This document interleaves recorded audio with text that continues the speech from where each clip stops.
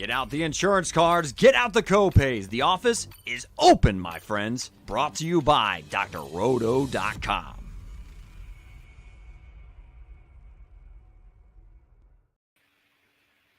What is up, and welcome in. We are the One and Done Show. We are your fast break of college basketball information. I am your host, Eric Romoff. You can catch me on those Twitter streets at FantasyNav.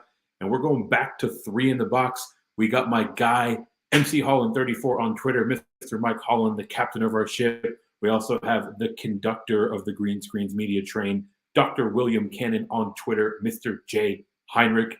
Jay, I'm going to start with you. Know that you're feeling pretty good with how some of those play-in games have been shaken out. How are you feeling on the first official day of the tournament? I'm just happy that it's here, man. Thanks for the intro. I am excited that the tournament is here. Some people don't feel like these first 4 games are actually a part of the tournament. I am not in that group of folks. I'm happy that we have, if their name is on my bracket, it's real. And we have people playing that are on a bracket, playing basketball, baby. It is here, and I'm pumped for it. And I'm pumped to be here today to talk about how we view this bracket and trying to help out everybody as they make their decisions at filling out their bracket before Thursday morning as well. Going to be a good one, guys. Yeah, Jay, you put it perfectly. We are here to do one thing and one thing only. That is fill out our entire bracket, help you fill out a winning bracket. And part of the team that will be doing just that, again, the captain of our ship, Mr. Mike Holland. Mike, how you feeling about this giant field? How you feeling about the research that you've been putting in? How you feeling about how this bracket's shaping up? The research? Is it April? No, I feel great. It's almost sleep. It's almost sleep. Yeah, exactly. No, I feel great. I'm kind of surprised at where I've ended up in some places. But yeah, once the brackets kind of came out, certain teams that I felt could make a bigger run, not quite there. And then other teams, I'm a little bit surprised at how deep I think they can go. So yeah, that's the glory of it, right? And yeah, I'm just ready to talk about these matchups, man. It's going to be good times. Yeah, I know a lot of these selections that we will talk through are ones that when we did our release show, we kind of had some first thoughts around, but you know, with a closer look, some of them are actually kind of breaking the other way, right? So, like I said off the top, we're going to go game by game through all 4 of the regions, get into eventually the Final 4, and crown a national champion. If you're checking in on YouTube, hit those like and subscribe buttons off the top, but also get up in those comments. Let us know who you like to make a Final 4, who you like to win it all. As we're going through a specific region, let us know which matchups are interesting or where you might have a bit of an upset or a bit of a Cinderella that you've identified. I want to keep this show interactive as we go. And we will go to that dirty South right off the bat. Southern region, number 1, Alabama, number 16, Texas A&M Corpus Christi played their way in today. Mike, Jay, are you starting us off with an upset? No. No. Upset confidence in this one, which is a feature that we are bringing to you for the first round of games, is at a 0%. 0%. Ooh. So actually, no explanation needed. Say more there.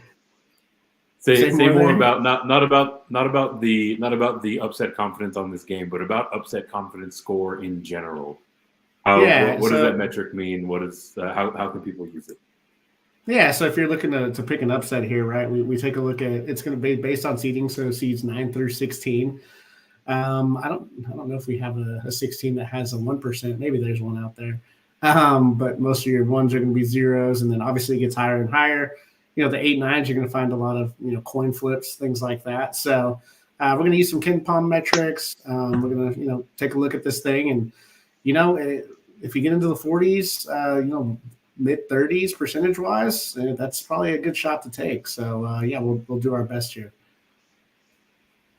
Nice. So the very first game here in the South is not the one to take a stab, a literal 0% upset confidence score. But moving on to the 8-9 matchup, we've actually got a very different score. This one features a 55% upset confidence score. That is number 8, Maryland Terrapins, and number 9, the West Virginia Fighting Huggy Bears. Mike, you want to kick us off here? Tell us a little bit about how this one lines up in terms of the tail of the tape and which side you're picking. Yeah, I think me and Jay might disagree a little bit on who we got moving forward. This is a classic Big 10, Big 12 matchup here. Man, like two of the top defenses, right? I mean, Maryland's 33rd in defensive efficiency. West Virginia's 52nd in defensive efficiency. And I don't know. I'm a pretty big fan all year of Jameer Young, how well he's played. I think he can take over a game. Yeah, the Big 12 was really tough, Jay. Are you feeling more confidence on that side? Yeah, I'm on the West Virginia side on this one. You talk about Jameer Young from Maryland, but West Virginia's got Eric Stevenson as well to sort of bring that firepower. I think that it's important that we talk about the transfer Trey Mitchell for West Virginia, who can really impact the game in a positive way. And if he's on, I don't think this will be as close as a lot of people are thinking. When we look at the Big 10 versus the Big 12, we talk a lot of trash about the Big 10. I know I do Rutgers on this one. Yeah, no kidding. But no, man, I'm on the West Virginia side on this one. I just think that the way that Maryland plays with a lot of the ISO ball, doesn't get too many assists from anybody really. I think West Virginia comes out with this one, and they're favored. Seating wise, this is maybe an upset if you look at it, but West Virginia is actually favored in this one, so that's where I am. Yeah, Ken Palm's got it -1 here. Haven't seen the actual line yet, but I would imagine it's either even or -1 for either side. Yeah. It wouldn't shock me here. Yeah, it'll be interesting at the Battle of the Bigs. Julian Reese, Dante Scott, how they play against Trey Mitchell, Jimmy Bell. I think an X factor in this game could be Kedrian Johnson on the West Virginia side.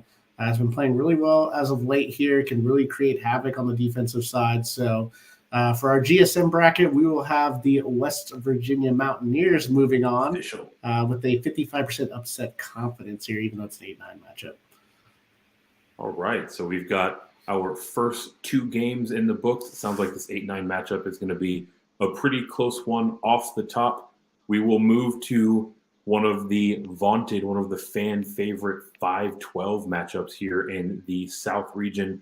Number 5 is San Diego State, the Aztecs. Number 12 is the team from Charleston that just about everybody seems to be hyping up for one reason or another.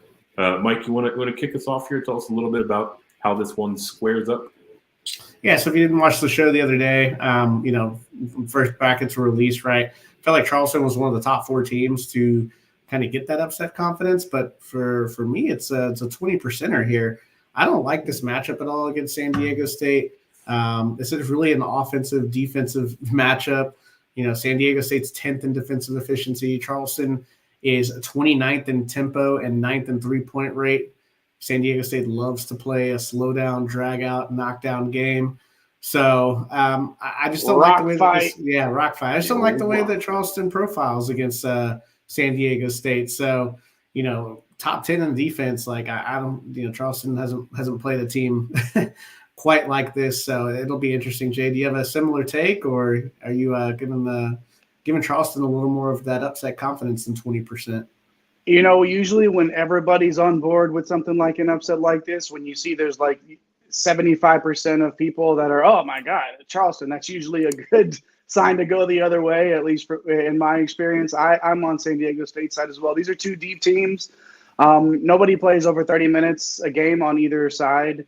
I don't know. It's just the defense for San Diego State for me. It's going to be too much for Charleston to handle. So I have San Diego State as well. So we've got San Diego State advancing here, but what do you think? What do you think's behind this kind of groundswell of support for the Colgate, for the Charleston side? Excuse me. Yeah, Charleston won 30 games, right? People see that number.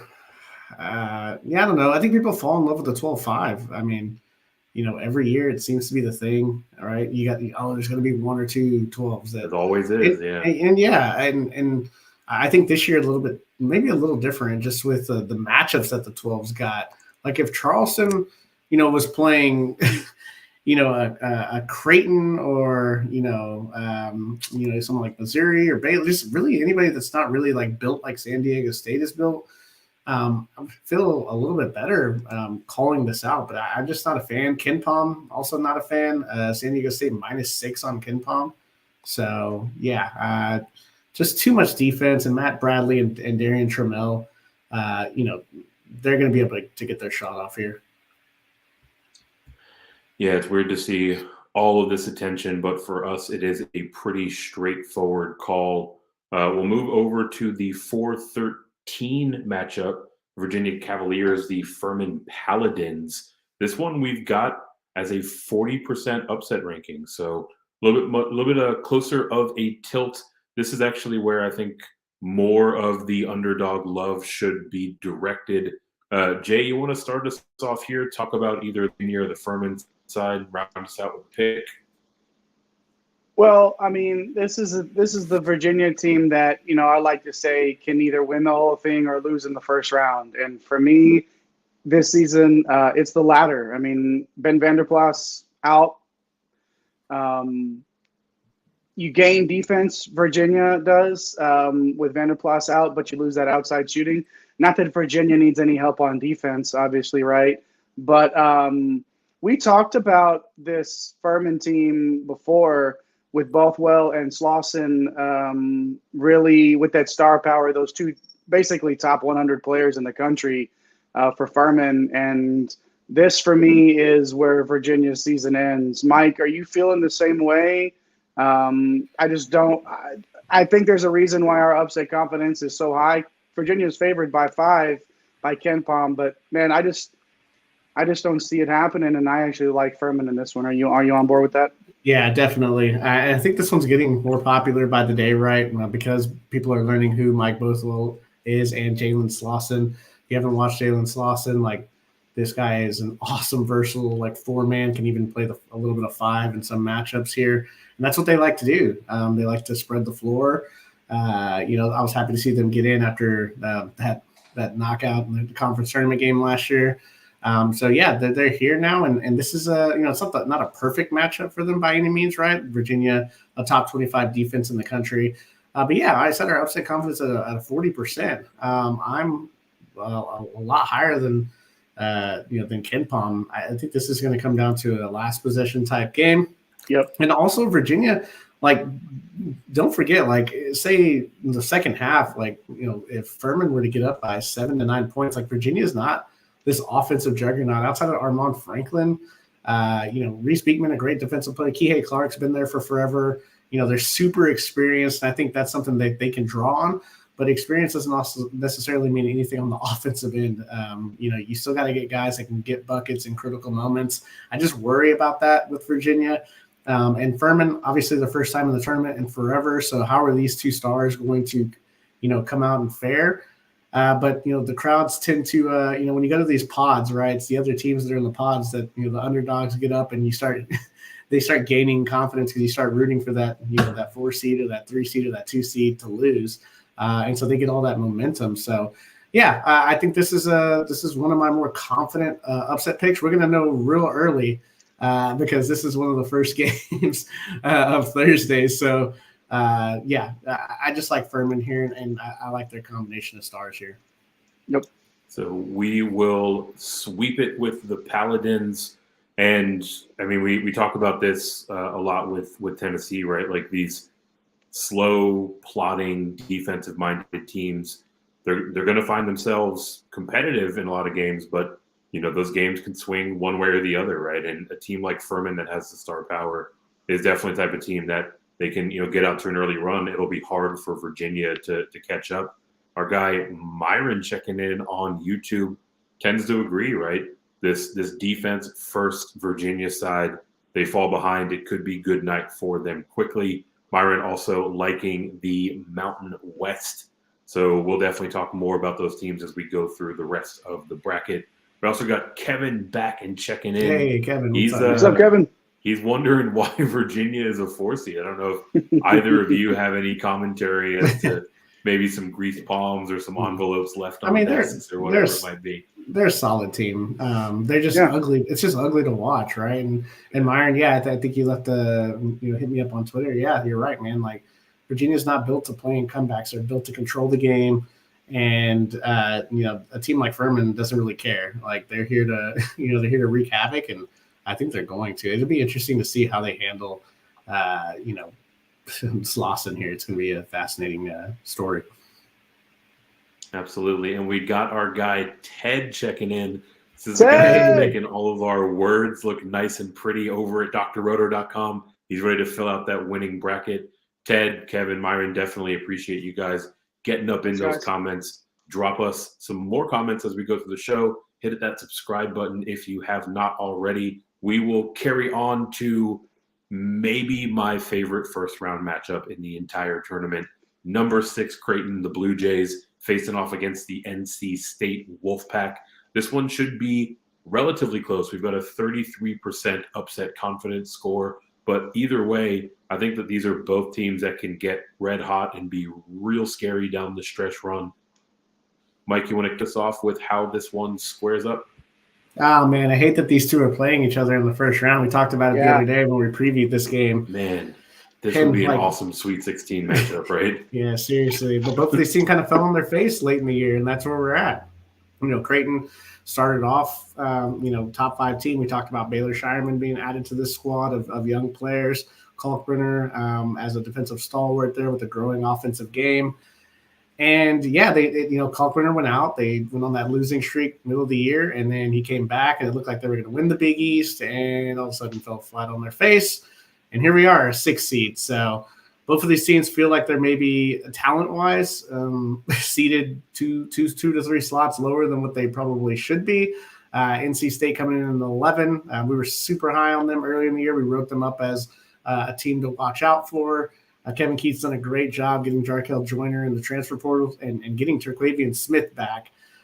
There's just stars all over the court here. And Jay, I'm excited to watch this one, man. It's tough, man. I just wish they weren't playing each other, but this is one that I think it's 3 p.m. on Friday that I'm going to be locked into.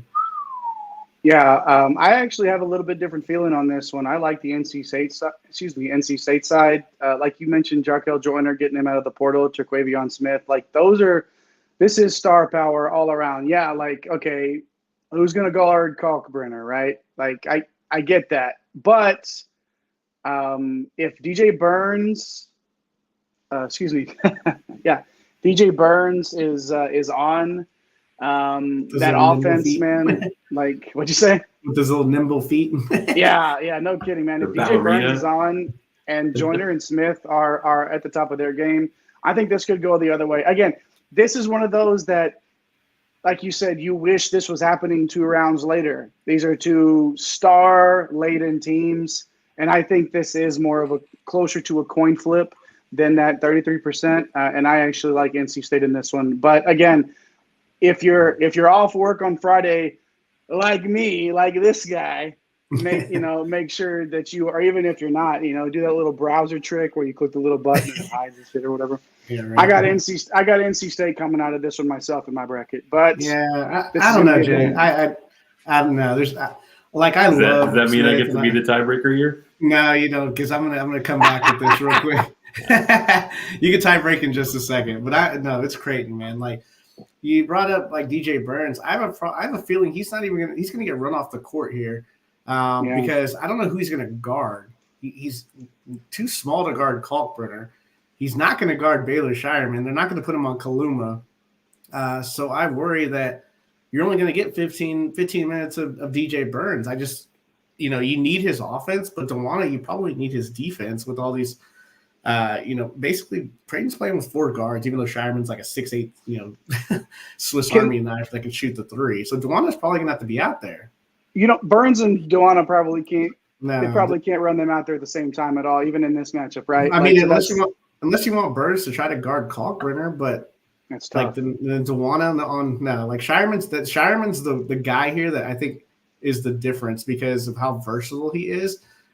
You got to pick one of those guys. Do you want the offense and suffer with Kalkbrenner destroying you on the boards and hopefully DJ Burns can get him in foul trouble maybe, That might be their best bet is trying to go to DJ Burns early and often. Honestly, their best bet is just hoping Traquavion Smith and Jarkel Joyner just go nuclear. Yeah, well, no, and I think that might happen. And I like what you said here before we move on. The Burns thing, like the strategy, I think that's exactly what it should be. Get him out there early on, get the ball in his hands early in the game.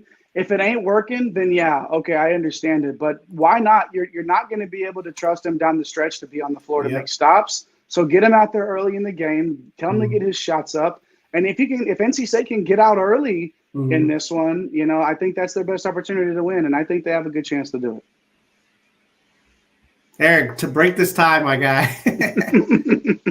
Now's my time to tie break. Yeah, honestly, I mean, Mike, you brought up a lot of the points that I wanted to raise on the Creighton side. Like, they're not only incredibly deep, but they're incredibly versatile, right? Like, this team can switch and guard any position and adjust really in any variety of ways. And while DJ Burns is having a fantastic season, a lot of those fleet feet, a lot of those tiptoeing in my Jordans is really helping him on the offensive side. I do think that he's going to get into defensive and foul trouble pretty quickly. So I will serve as tiebreaker. I will go ahead and click the button on Creighton. But I think the thing that reigns true here is exactly what Myron said in the chat, right? Either of these teams, Creighton or NC State, whichever one of these teams advances, I like them to get hot and to go on a run, right? So this one should be pretty close overall. If it is NC State, I tend to agree they can also go on a run. Nobody's going to want to see Creighton in the second or later rounds. So definitely a fun way to kick off the March Madness season with this matchup. Our next matchup coming in is the 3-14 matchup. Mike's beloved Baylor Bears and the UC Santa Barbara Gauchos. This one is not quite as close as some people are saying out there. I think there's a bit of support brewing for the Gauchos, maybe just on namesake alone. Before we jump into this one, Mike, let's clean up some of these comments. We got Albert checking in with the good evening, and Samuel also checking in. Is Creighton the team that Bailey kid is a sharpshooter? I think. Well, Mike, I'll toss over to you. I think you might be thinking of Amari. Yeah, Baylor. Bailey. Amari Bailey was UCLA. Yeah, Baylor Shireman. Yes, he is the sharpshooter. He played my Texas team here in Austin, and he didn't do anything for like 35 minutes. And then the last, Jay, I think you were watching that game, the last 4 minutes of the game, he hit 3 or 4 threes. Yeah. Man, the fit has kind of been questionable, but man, just the roster, the starting five with Creighton, find me 10 starting fives that you would rather have than Creighton. So I don't know. I like Creighton. I still have faith in them. It's dwindled a little bit. If you can get odds on them right now for a Final Four, go get them. Absolutely. So, and I like that comment, Myron, about Burns he's going to be an X factor. If he can get Kalkbrenner in foul trouble, he's going to be able to stay on the floor a lot more because, the back of King there, he's not much, on both ends of the floor. So maybe something to take advantage of. But yeah, let's slide over to this Gauchos that Ken Palm has as a 9-point underdog, but this is not a good matchup for Baylor. All right, so what have we been banging the drum on all season, right, is that Baylor's backcourt is not defending anybody at all. Keontae George he's just wanting to get his shot up. He's wanting to shoot 1,000 3-pointers. LJ Cryer's 5'10", he can get some things going offensively. Adam Flagler, 6'2", 6'3", not much of a defender. This isn't the Baylor team that we saw, a few years ago, where it was Jared Butler and Davian Mitchell, who were just absolute monsters on the defensive end and could do some things, obviously, offensively. This is more of an offensive-minded Baylor team. And we talked about it, Jay, the other day. When was the last time we've seen a Scott Drew team, in the 100s, not even in the top 100 in defensive efficiency overall? Kind of crazy to me. UC Santa Barbara was really hoping this team would get in. Over the offseason, they got Andre Kelly from Cal, who was Cal's best player, which I don't know if that's saying a lot, but he's a pretty solid player, right? He's come in and he's averaged 10 points and 6 rebounds.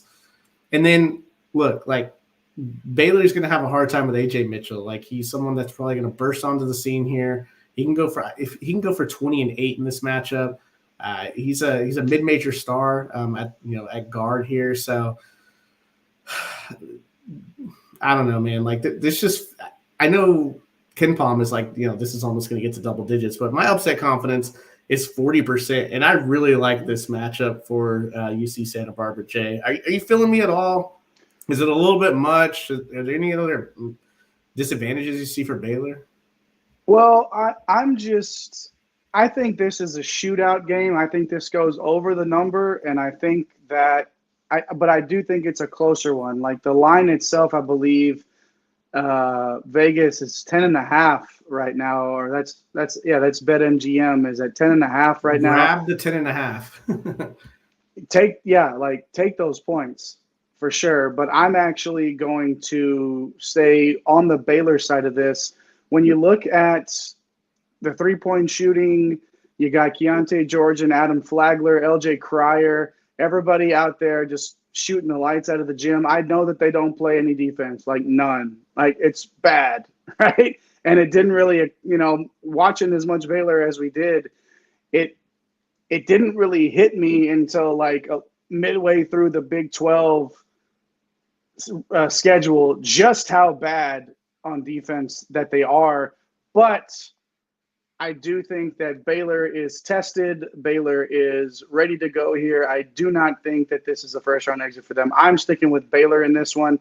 But a Serena Williams, Kim Kardashian-sized butt.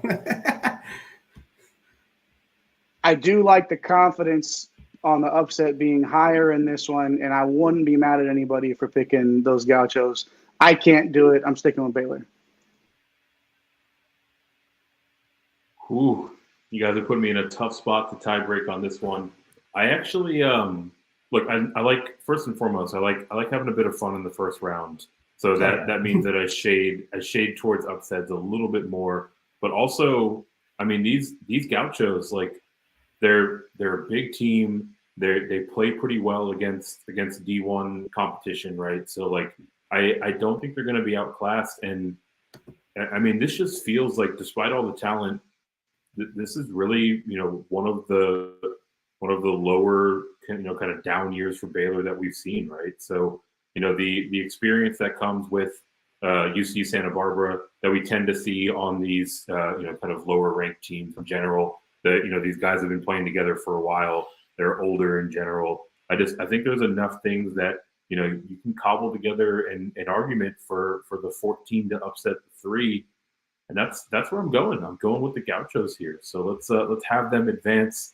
Might be a different tale when they face off against Creighton in the next round, but we will save that conversation for later. We'll jump into our next first round matchup. That is number 7, the Missouri Tigers, and Utah State coming in as a 10 seed. Earlier, Byron was asking us about this Mountain West. So we've got our first team to break down from that conference. This one feels like it should be pretty close to a coin flip. Mike, you want to talk us through how this one matches up? Yeah, I have the upset confidence at 50%, but KenPom likes Utah State, the 10 seed, -4. And it's pretty easy why you can see that from a metric standpoint. Missouri doesn't guard the 3 very well, and Utah State shoots the 3 pretty well. So those two things combined, right? Utah State's 11th in 3-point shooting. Like Missouri has trouble cleaning up the glass, and it's crazy that Missouri is even this bad defensively. Especially when you have DeBoy Hodge, who's a really good defensive player. Kobe Brown's pretty versatile as a big man. So, yeah, I think the Mountain West was super strong this year. I mean, KenPom had them higher than the ACC in strength of conference. So, could I see Utah State, pulling this off? Absolutely. And they probably should be favored, but I don't know. I feel like Missouri does have a lot of weapons at their disposal. I really, really like DeBoy Hodge. I wonder how Utah State's going to cover Kobe Brown. Like, he seems like a mismatch on the offensive side, and he's someone that we have seen throughout this year go absolutely bonkers, for 25 and 10s. So, I just worry that, Utah State just shooting all these three. You live by the three sometimes, you can die by the three. And they got some perimeter defenders in Nick Honor and Demoy Hodge that can kind of slow them down. So, feels like it's saying an upset that the 7 is going to beat the 10, but that's where I'm at, Jay. Is that you taking a similar line here? Is the wrong team favored? I don't know. No, I like Utah State here, actually. When you look at the three-point shooting, like you mentioned, they've got 4 guys that shoot at least 37% from three. They don't defend the three very well. I do think Kobe Brown gets his. I think Kobe Brown has an absolutely monster game, but I don't think it's enough for Missouri to get it done. I just think that this is going to be a shootout. I mean, this total is, 154 and a half right now. Yeah, like this is going to be quite a shootout, and I do think Kobe Brown gets his, but I think the outside shooting from Utah State will be too much. Even though they don't defend the three very well, I do think that they're going to get it done here. I like Utah State. Eric, you wanna break our tie here, man? Come on, I got a feeling I know where this is going to go here. Too many double-digit seeds in the South region. What I will say is that Utah State has a lot of the things that I look for in an early round upset, right? Like they play at a slower pace. They're really effective from three. They're pretty good at turning the ball over, right? Like those are all the things that I generally look for. But on the other side, Missouri is going to be pacing them up, right? So even if Missouri is making twos when Utah State is making threes, there are going to be enough possessions to where that math is probably going to swing back in favor of the Tigers. And I mean, you've got Dennis Gates there, right? He's a veteran coach. He's performed very well in his time at Missouri. You've got some star power with Kobe Brown. I do think this one is an absolute toss-up, but I'm gonna err on the side of Mizzou with this one. Like how Kobe Brown's playing, like their experience coming through the SEC. But I mean, this is a neck and neck race down to Utah State also lost the final possession.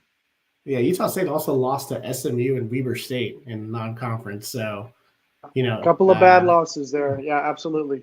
So yeah, I don't know. I think we got to go with Missouri, guys, moving forward. The step on Jay again.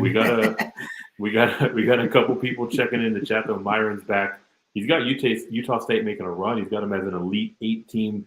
Kevin's got them advancing here, but falling in the next round to Arizona. So there seems to be some love for those Aggies from Utah State. We in our official bracket are going to go with the lower seed pseudo underdog, the Missouri Tigers. Game that should be not nearly as close and shouldn't have quite as much contention. Number 2 seed Arizona Wildcats and our first member coming in from the Ivy League, the 15th seed Princeton side. Mike, is this one as far down as a 0 in the upset confidence score, or is there a little bit more hope for Princeton? I think we'll go with Myron's comment here. We'll give a 1% upset confidence, not a 0. We'll give him a 1%. He's in here saying that they should, but I see Arizona getting exposed. So he was talking about Utah State beating Arizona. They blew their chance last year. Yeah, I don't know if I quite see that, but it is March Madness, right? Where anything can happen. We can just tear up our brackets after the first weekend. Myron, you're not going to like my bracket, buddy. I'm just going to give you a little bit of a preview right now. You're not going to like where this one goes for me. Yeah, absolutely. So, no, I think we need to move Arizona third. Yep, same. Not a lot of talk needed here. Arizona is a juggernaut. Pac-12 champs. They win easily here. Yep, I tend to agree there. So we are on to the second round, the first game of which, before we get into it, if you're checking in on YouTube, keep those comments coming. We love hearing your thoughts in the chat. Hit those like and subscribe buttons. And I don't know if everyone out there is filling out their brackets rather on NCAA.com. You got to love the boss button there, right? switches over, throws up a little boss PowerPoint button. to make it look That's like you're what it's working. called. Yeah, like you gotta have those quick fingers when you're trying to get a little hoops action in the middle of the work day. So definitely appreciate that. Definitely appreciate everyone checking in on YouTube. Our first matchup of the second round, we've got a 1-9 matchup, Alabama and West Virginia. Probably going to go a little bit faster through this second round. So, Mike, any quick hitters that you want to share on that side? Yeah, I think it's just Alabama. Too much for West Virginia. Jay, are you feeling pretty similar to that? I don't really like this matchup. It's a bad matchup for West Virginia. Alabama's too good here. I'll go Bama as well. All right, pretty straightforward. Alabama advancing past West Virginia. The 5-13 matchup is the next one that we want to lay out here. This one might carry a bit more intrigue. To remind, that is the Aztecs of San Diego State making their way across the face-off against our first upset, those Furman Paladins. Jay, I see you rubbing your hands over there in anticipation. You want to kick us off with your thoughts on this matchup? Ladies and gentlemen, this is your double-digit seed to make it to the Sweet 16. It's Furman. Mike, you hit on them losing in the conference on the conference title game last year, the half-court buzzer beater. Then they took care of business this year. I just think that this is a team that is eager to make a little bit of noise. Just all around star power again at this time of the year. I love the star power. San Diego State doesn't give up a ton of threes. Furman shoots the three ball really, really well. This will be like a strength versus strength thing. And I like Furman to come out of this one and advance to play Alabama. What say you, Mike? Can't do it, man. Come on. Can't do it. For just the sake that San Diego State, I think they have more of the bigs that they can and versatility defensively to throw at Slauson to slow him down. Then you can't forget Matt Bradley and Darian Trammell, like two pretty good scorers on the offensive end. So I just think they have a little bit more as far as what they can throw at Furman. So yeah, we got to have San Diego State moving on here. Eric, you feeling the same way? Do we have to have San Diego State moving on here? Yeah, we do, right? I think Furman advancing says much more about our lack of confidence in Baylor than it does in supreme confidence in the Paladins. I do think that they are a sneaky team, right? I think that they can not only advance past that first game, they can look really good in this game. But that shortcoming for Baylor was the defensive side. San Diego State is much more capable on the defensive end of the ball. And also, they have that same two-pack of star powers with Bradley and with Trammell to go up against the Paladins' own star powers. So I'll break the tie. I'll go with San Diego State advancing. That moves us to the bottom half of this bracket. Number 6, Creighton. Number 14, UC Santa Barbara Gauchos. Mike, how do you like this one to shake out? Yeah, I don't like the matchup for the Gauchos in this one.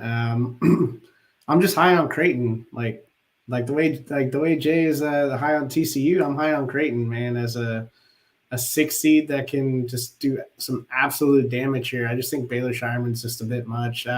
Jay, I know you had said you liked North Carolina State, but in this scenario here, where Creighton would match up with UC Santa Barbara, you feeling the same way? Yeah, Creighton would be too much. Shireman would just overpower everybody in this matchup. So yeah, I'll for our bracket, for our GSM bracket, I'll definitely be on the Creighton side for this matchup. Let's sweep that one and have the Jays advance. Our last second round matchup here, we have number 2 Arizona, the Wildcats, facing off against number 7, the Missouri Tigers. Jay, you want to kick us off here with any thoughts on this tilt? Yeah, definitely. Arizona is a team that They're just playing so good right now. I don't see them losing for a while, if at all. So I like Arizona here, definitely. Again, I love teams that are coming in on winning their conference tournament. Arizona gets up and down here. I think this is Arizona's game to lose here, no matter who they play. Missouri, because I have Utah State in this matchup here in my bracket, but I don't think Missouri can do enough to hold off Arizona here. Mike, are you feeling the same? Yeah, I mean, Arizona is basically Missouri, but with two really good bigs and plays actual defense for the most part. So, other than those two things, they're pretty much Missouri. So, if Missouri can figure out how to get another star big man and learn how to defend, then they would be Arizona at some point. So, but yeah, let's have Arizona moving on. We've said it a lot. I'll say it here again. Styles make fights, right? This is a perfect matchup for Arizona, whereas we like the matchup for Missouri in the round prior. So we are on to the Sweet 16. Start with the 1-5 matchup: Alabama Crimson Tide, San Diego State Aztecs. Mike, anything else that you can say about these two teams, and how do you like this one to shake out? I mean, a battle of two top 10 defenses. I just like Alabama's path. Like they got the 1 seed, and seems like they got a pretty straightforward road here to get there. I don't know, Jay. San Diego State plays tough defense. They can muck this game up for sure. But Alabama just has so many options. Too much firepower, more athletes. And our guy, Brandon Miller, who we've poked a little bit of fun at, and a lot of people have, but he's a friggin' ball player. Yeah. I think Alabama will just be too much in this spot. I agree there. I think the star power will rise to the top. Solid year and solid run for the Aztecs. Let's get to the bottom half of this bracket. This one is going to be one of my patented rock fights. We got the number 2 seed Arizona, the number 6 seed Creighton. Really intriguing matchup. Anything that you think we need to call out specifically about how this one plays out, Mike? I mean, man, if we got these two teams like early in the year, which I believe we did, I believe that was during the Maui Invitational, if I'm not mistaken here. I'm going to pull this up real quick and see how this game turned out here, because I remember it being a dandy here. So Creighton ended up winning. I think this was the final, the Maui Invitational final. It was 81-79 Creighton. I remember it being just an awesome game. I think it was Courtney Ramey's second game back, if I'm not mistaken. Nimhart had an excellent game, 20 points, 6 assists. Baylor Shireman had 11 points, 11 rebounds, 3 steals, 4 assists. He's just an awesome difference maker. On the other side, though, Omar Ballo was in the midst of that breakout, 30 points, 10 rebounds. It's tough. Kalkbrenner, it's tough for him and Shireman, as a stretch forward to try to, handle Tubelis and Ballo. You have to basically pick your poison between the two guys. So, I think, man, it pains me. It pains me. I really like this Creighton team, but I think I'm with Jay here. It's just probably too much Arizona. They got to figure out the bigs here, unless Shireman can do something to stretch the floor and really. Well, he might be able to, but again, Tubelis and Ballo, I mean, it's a lot for any team to handle. I think Arizona takes care of business there too. Oh man, I was hoping it would be a tie and I could be the Creighton tiebreaker. I'll go with Arizona because majority rules here, but my concern about Arizona being able to be game planned around for those two bigs, for Ballo and Tubelis, is well documented. If nothing else, leaves us with a pretty interesting final matchup here in this regional. Before we get there, our guy Anthony G checking back in. He's with me on the Creighton bandwagon. Yeah, he thinks they actually fall to Houston in the final. Wow. He might even be more bullish on these Blue Jays than I am. Kevin D tends to agree the 6th seed for Creighton is crazy. There are plenty of 3s and 4s in this year's bracket that I would much rather see lining up on the other side of the court for me than I would for Creighton. Virginia should be a close one there. Yeah, Tennessee should be a pretty close one there in the Sweet 16. We will move on to the Elite 8. Kind of a winding road to get there, but we end up with a pretty chalky matchup: 1-2 Alabama Crimson Tide, Arizona Wildcats. Mike, you want to kick us off here? Who do you have making their way out of the region? Yeah, so for this region, I think it ends up being chalk, the 1-2, but the way that it gets there, this is the bracket where stuff gets destroyed. Not the destination, right? It's the journey, right? Exactly. But I mean, North Carolina State could blow this thing up. Utah State could blow this thing up. UC Santa Barbara could blow this thing up. Furman could blow this thing up. And if the people that pick Charleston to actually get this thing done and they actually do it, this is the upset region right here. So yeah, I mean, for this purposes between Alabama and Arizona, Alabama has so many bigs, right? Like we talked about it, like Bediako, they got Clowney, like Gurley, they dusted him off the other day and he came out there and had a nice game. So I think that they have the bigs to kind of match up with Arizona. Jay, I know you're pretty bullish. You have Alabama, Arizona in your personal bracket here, and have Arizona advancing?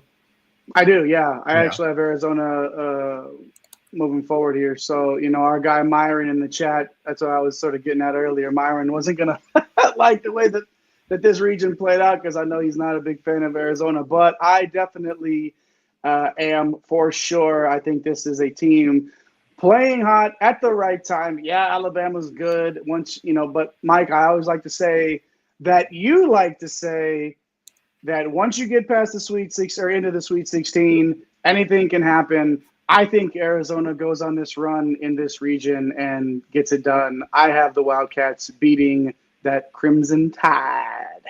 Eric, man, what say you on this one too, man? Who are we putting in here? Man, don't do it. I couldn't bounce the Wildcats from my Blue Jays, so I will exact revenge. But not only that, I mean, my same concern remains with Arizona, right? I think you can scheme around them.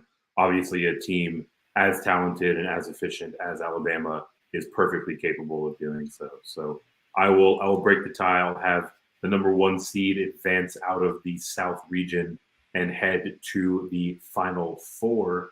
And that will take us over to our next region, the Beast region.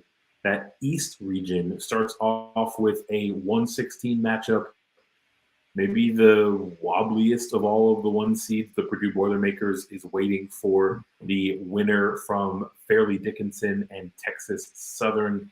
So obviously we don't have all the information at our fingertips, but do you think that we see either of these teams push Purdue? Fairleigh Dickinson making their way in on a technicality. Texas Southern, obviously, not exactly in Purdue's ranks. Mike, Jay, either of you want to kick us off in terms of how this 1-16 will shake out? Nah, pretty easily. Same. Okay. Yeah. Where's the fun in that? All right, we'll click the button for Purdue to carry forward. We will carry forward to 8-9, the Memphis Tigers and the Florida Atlantic Owls. This one is going to be a ton of fun. Mike, let's jump right in. Tell us what we need to know about this matchup. Yeah, I'm a little nervous because everyone loves Memphis, not just this round, but even in the next round. And all year we talked about how dangerous Florida Atlantic was, right, Jay? I mean, upset confidence here, I still put it at 20% for Florida Atlantic. And KenPom is basically a coin flip. It's Memphis -1. But you just look at the duo, man, Kendrick Davis and DeAndre Williams. DeAndre Williams, the oldest player in college basketball, 26.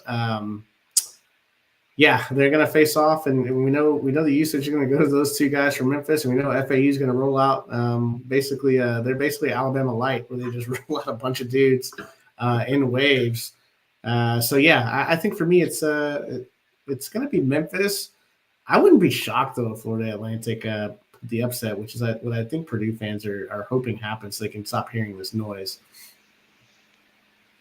Yeah, I'm going to go with Memphis too. I'm on the hype train 100%. For me, I think the X factor is going to be Keontae Kennedy, shoots 38% from three. Something to watch. He's, coming off of that hand injury in mid-February. So if he can get back there and get in the game and play meaningful minutes, and get into double digits for this Memphis side, I think that makes them super dangerous. But this is a team that is playing really well at the right time, won their conference tournament. Kendrick Davis is a freaking superstar.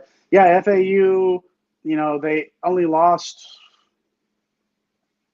2 or 3 games all year. I think 3 games all season long, in and out of the top 25. They're a legit team, but I think this is just the case of a team in Memphis that is just playing so well right now. I'm going to go with Memphis here in this matchup. Got to ride the hot hand, especially when that hot hand is featuring maybe the most successful transfer portal player, Kendrick Davis, of the offseason. So we'll sweep it. We'll have the Tigers advance, and that will take us on to the 5-12 matchup on this side of the bracket. And man, we have been pining for Oral Roberts and Max Smith to make their way into the tournament, and they get done dirty, bouncing up against maybe the hottest team in all of college basketball, the number 5th seed Duke Blue Devils. A lot of things to unpack here. Mike, you want to get it started? Yeah, this is not good for our Max Smiths. Cinderella a couple of years ago, right? And it was behind Max Smith and now Texas Tech forward Kevin O'Banner. But Connor Vanover, star down transfer from Arkansas, just a really, really great player, really great fit. And they have 3 other guys that were in that 2021 Sweet 16 run. I just hate it. I hate it. I have an upset confidence of 20%. I know a lot of people are high on ORU. I think a lot of that is nostalgia, right? But I don't know and the people just hate Duke, right? So they don't want Duke to win. But this is a dangerous Duke squad. They've just got so much talent. It's ridiculous. Like the fact that Lively can stay on the floor now 25 minutes and doesn't, get on the bench with fouls changes them defensively. Filipowski inside out, like they're basically twin towers. Vanover is going to have a tough time with them. And then it feels like they're finally healthy, right? And we talked about it on the bracket reveal, and when we saw this, it was like, oh no, like one of the hottest teams in Duke taking on Max Smith, and Duke is tough. They're first in average height, so they have length. They're going to be able to defend. Their top 25 defense. If they can hit any threes, nobody's beating them in this tournament. Like that's how confident I feel in Duke. They just need to make threes. That was the question all offseason. They had to figure out how to replace Keels, Banchero, AJ Griffin. Talk about it over and over and over again. And, Whitehead and Filipowski, even if Jeremy Roach can get you 35% from 3, if this team shoots 35% or more during this tournament, if they're shooting anywhere near 40% from 3, 36 to 37, 38%, I don't know. Like it feels like a wrap for me. I think they're going to probably breeze their way through most of this tournament. That's just how strongly I feel, and I hate that Oral Roberts has to run into this. Jay, you have a similar feel, or do you think Cinderella comes back, man? I would love to see it, but I don't think it's going to happen here. This is going to be one of the most watched games, I think. When we look back at some of these numbers, people are going to want to tune in to see Duke get beat. But I don't think that's necessarily going to be the case. I know our guy, Kevin, in the chat agrees with us.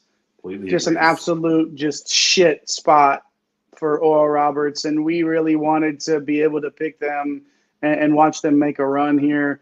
But I think one of the things to consider too, though, is Duke has all these freshmen that are playing super well. You mentioned Filipowski earlier. I like Derek Lively in the middle. He's really clogging it up lately. Basically 3 blocks a game over his last 14 games. So that, everything's going to be clogged up in the middle there. Duke, lots of offensive rebounds for Duke as well.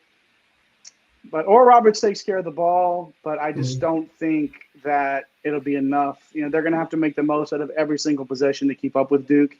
And unfortunately, I don't think it's going to happen. So I am going to go ahead and begrudgingly pick the Blue Devils to advance in this one. It's crazy that Ken Palm's -3, dude. I thought it would be bigger. Close, man. I thought it'd be bigger too. But again, I think some of these, it's 6.5 is what I'm seeing right now. 145.5 point total. I think that we'll probably see that. I think this is going to be. I think there's going to be some offense in this game, despite some of the strengths that Duke has. But this is a tough one. I'd love to pick Oral Roberts here, but everybody, make sure you do watch this one. Fall in love with Max Aceness like we all have, and enjoy this one because it's going to be a good one. Yeah, one thing's for sure, right? Like Max Aceness is going to shine so bright in this game. Don't know if it'll be enough to hold off all of the star power that Duke has. Mike, you talked about how we've been looking for this 3-point shooting, and if they find it, they're a problem.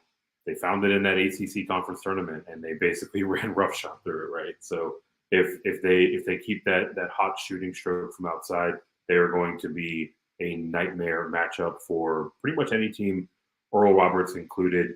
Kevin, like we mentioned, checked in, thinks it's a terrible spot for Oral Roberts. Going back to the last game, thinks FAU Memphis is close, but tends to agree with us on the Memphis side. So definitely keep those comments coming. Come and let us know how you're feeling about these matchups. Let us know if you have any questions. We will move on to one of our favorite teams to cover in this 4-13 matchup, the Tennessee Volunteers as the 4 seed, facing off against the 13 seed Louisiana. Like we talked about with these defensive teams, it's always going to be close. They're always going to be within a possession. That's kind of the style of play that they have. Do you think that there is a chance that they drop this one to Louisiana in the first round, Mike? No chance at all. Ken Palm's -11. Jay, I don't know if you can see what the line is on this one. Need some time to look that up. But look, for all Tennessee's faults, they're still top 50 offensive efficiency, and Louisiana's 146 in defensive efficiency. And you still have Vescovi and Triple J there. I've watched this team firsthand against Texas, and Texas did name their number. I think they scored almost 100 points. I can't believe they actually came out of the Sun Belt. Something it would be Marshall. In that scenario, I'd be picking Marshall to beat Tennessee with their 2 stars. But here we are with Louisiana.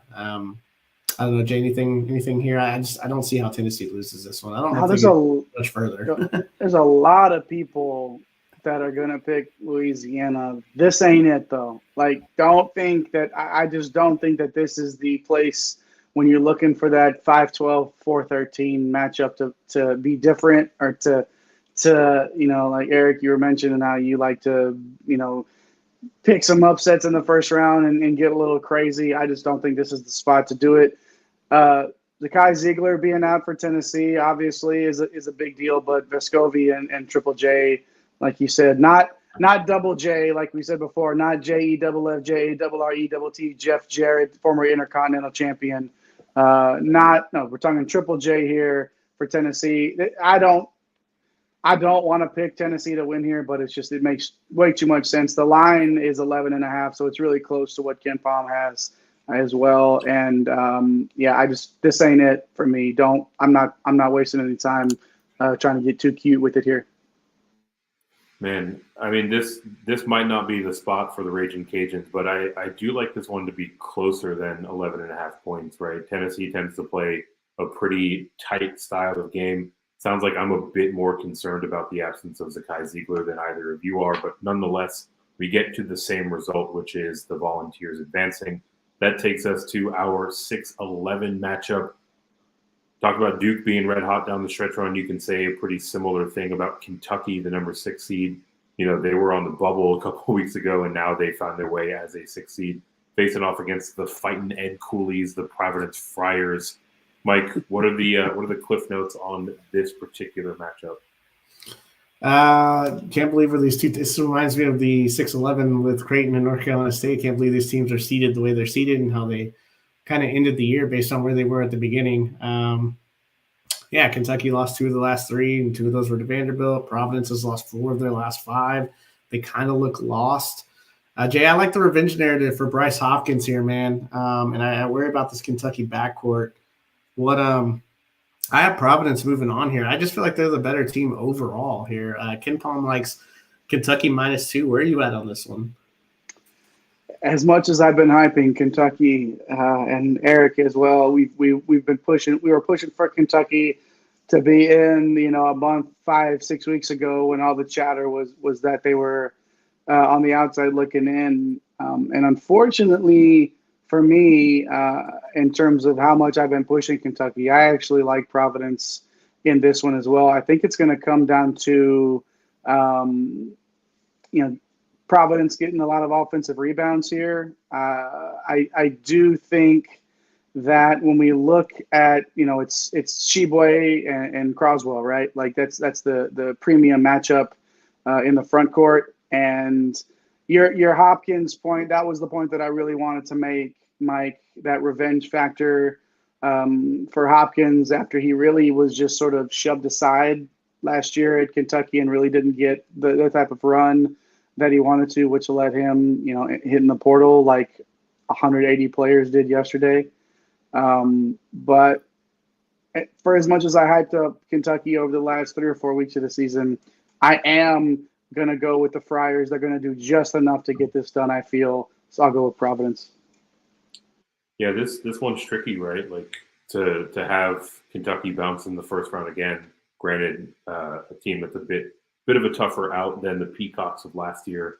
It feels a little bit weird, but I mean, I'm concerned with the backcourt for this Kentucky side.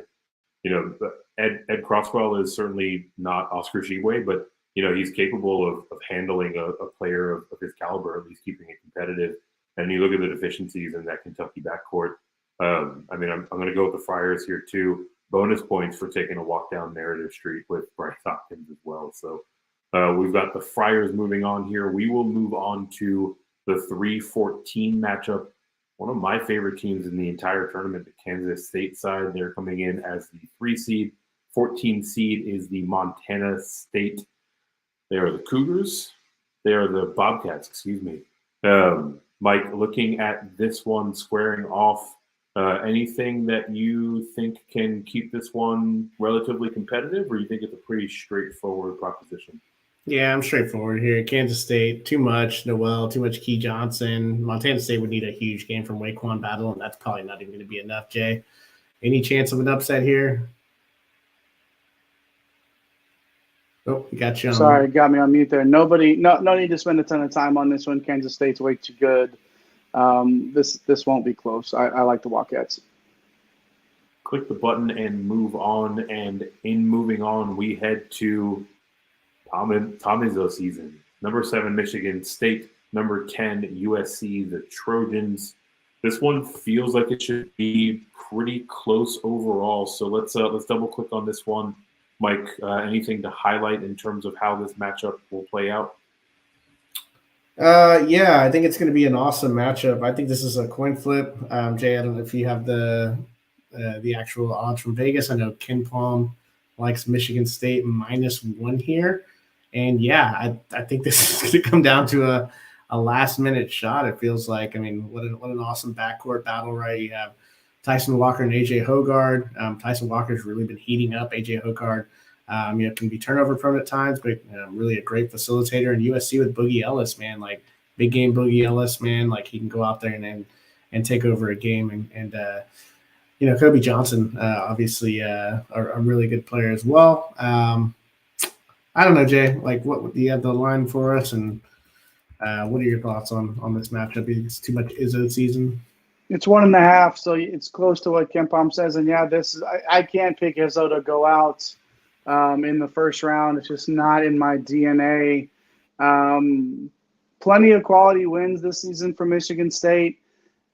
Like you mentioned, Hoggard. I think this is the Tyson Walker Hoggard and AJ Hoggard show for Michigan State here. What are the Trojans going to do up front? Right? Like I think that's something to pay attention to.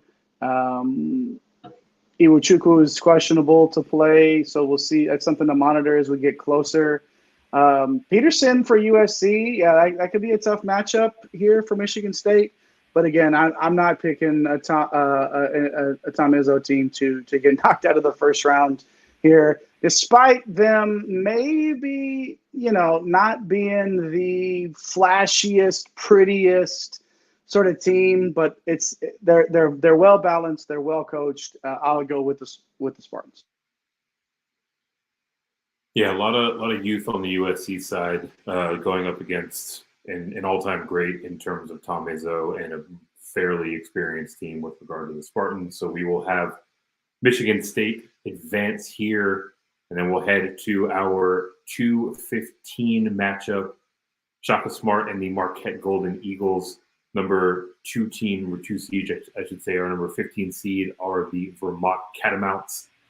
Mike, we know how you feel about Shaka, so should I just click the button on Vermont here and keep it moving, or what? Nah, like Marquette pretty easily here. Yeah, I mean Vermont's just not a great team. Jay, you on the similar path here? Yeah, click Marquette and move on. Click Marquette and move on. We shall.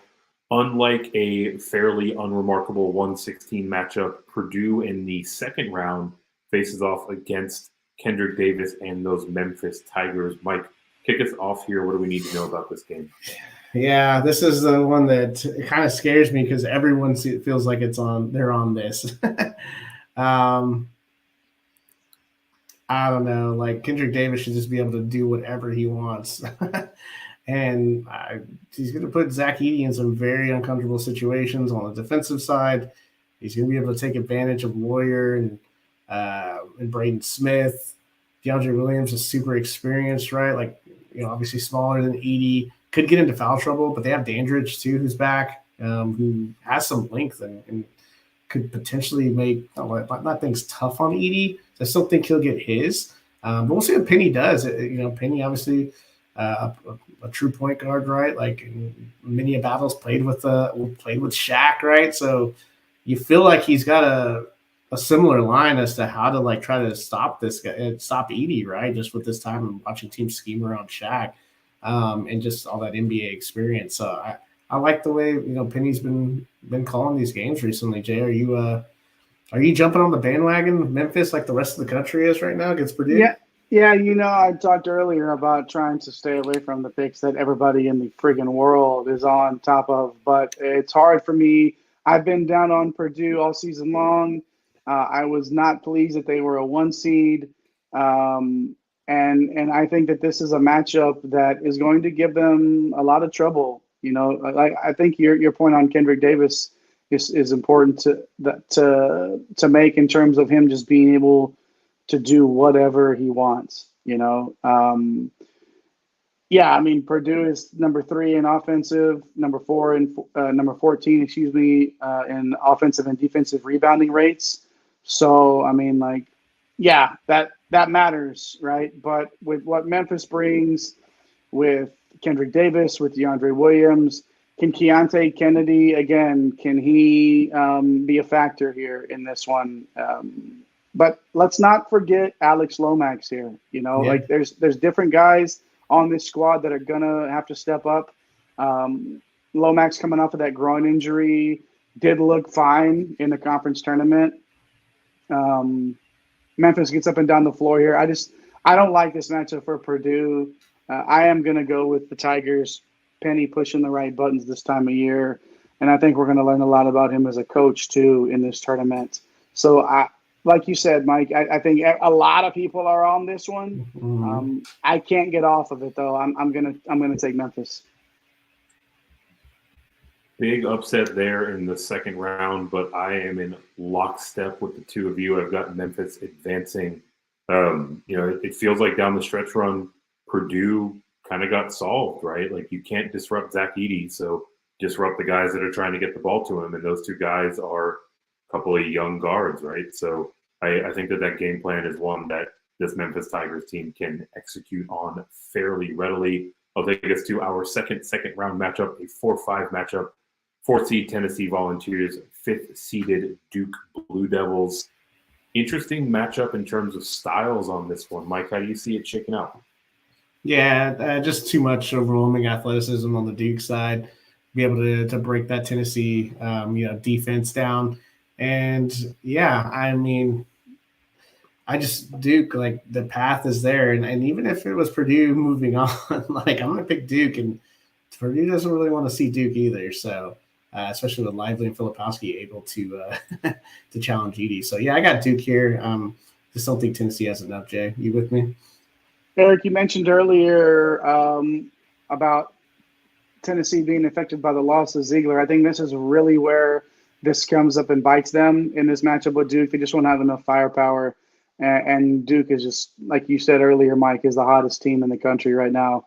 So I think this is Duke. And I don't think this is close. I think this is an absolute just beat down. I think Tennessee struggles a lot in this matchup, and I like the Blue Devils here to advance to the Sweet 16 and play Memphis. Yeah, Tennessee is in good company of teams that don't have the star power and athleticism to match up with Duke, and this is where their run will come to an end. That takes us to the 3-11 matchup, the Kansas State 3 seed, the 11th seeded Providence Friars. Mike, kick us off here. This one, it might not be the most popular pairing in the second round, but I do think there's some intrigue in the matchup. Yeah, and I actually kind of like Providence. I love their starting five, right? But I think that one thing that Kansas State has is Naquan Tomlin, someone that you like a lot, Eric, and being able to put him on Hopkins here. So I do like Providence, Jay, but Kansas State's one of those Big 12 teams that is battle-tested. Be tough. Probably a little bit closer than most people expect in this one. What do you think about Kansas State? I think Kansas State matches up better at Providence than they do Kentucky, actually. I 100% agree with that, and let's not move on any farther without talking about the job Jerome Tang has done for Kansas State. I mean, this is yeah. I mean, if he's up there, Big 12 Coach of the Year, you said, yeah. I mean, this is a pretty remarkable turnaround that we've seen under Tang for the Wildcats. Yeah, I think that they're just too much for Providence here. We're going to see some of those inconsistencies come out after a tough matchup with Kentucky, and then you get Kansas State, who is a really, really, really good team. And like you said, Mike, battle-tested through the Big 12. That top 20 defense per Ken Palm, it's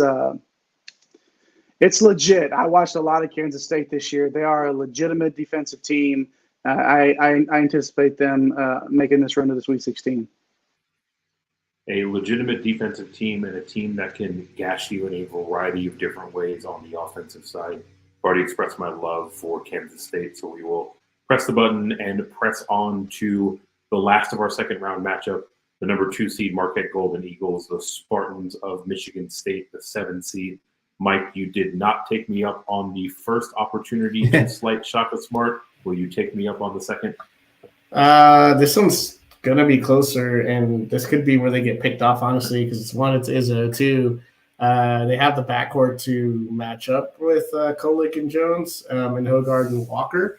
And, Michigan State, the reason most teams that lost as many games as Michigan State would probably be a 10 or an 11, right? Like, but since they have so many quality quad 1 wins, this is what pushed them up to a 7 seed. So they are absolutely like, Izzo doesn't care. He'll schedule whoever. And his non-conference is ridiculous. So they're not afraid to play anybody, and this is where it counts, right? But I think at the end of the day, right, like Michigan State's defense worries me. They just, we're talking about Marquette, the top 10 offense. They just don't create any turnovers. And then, they don't get to the free throw line, which is another way you can kind of slow Marquette down. So if you're not going to turn Marquette over and you're not going to, kind of grind the game down to, more of a halt, right?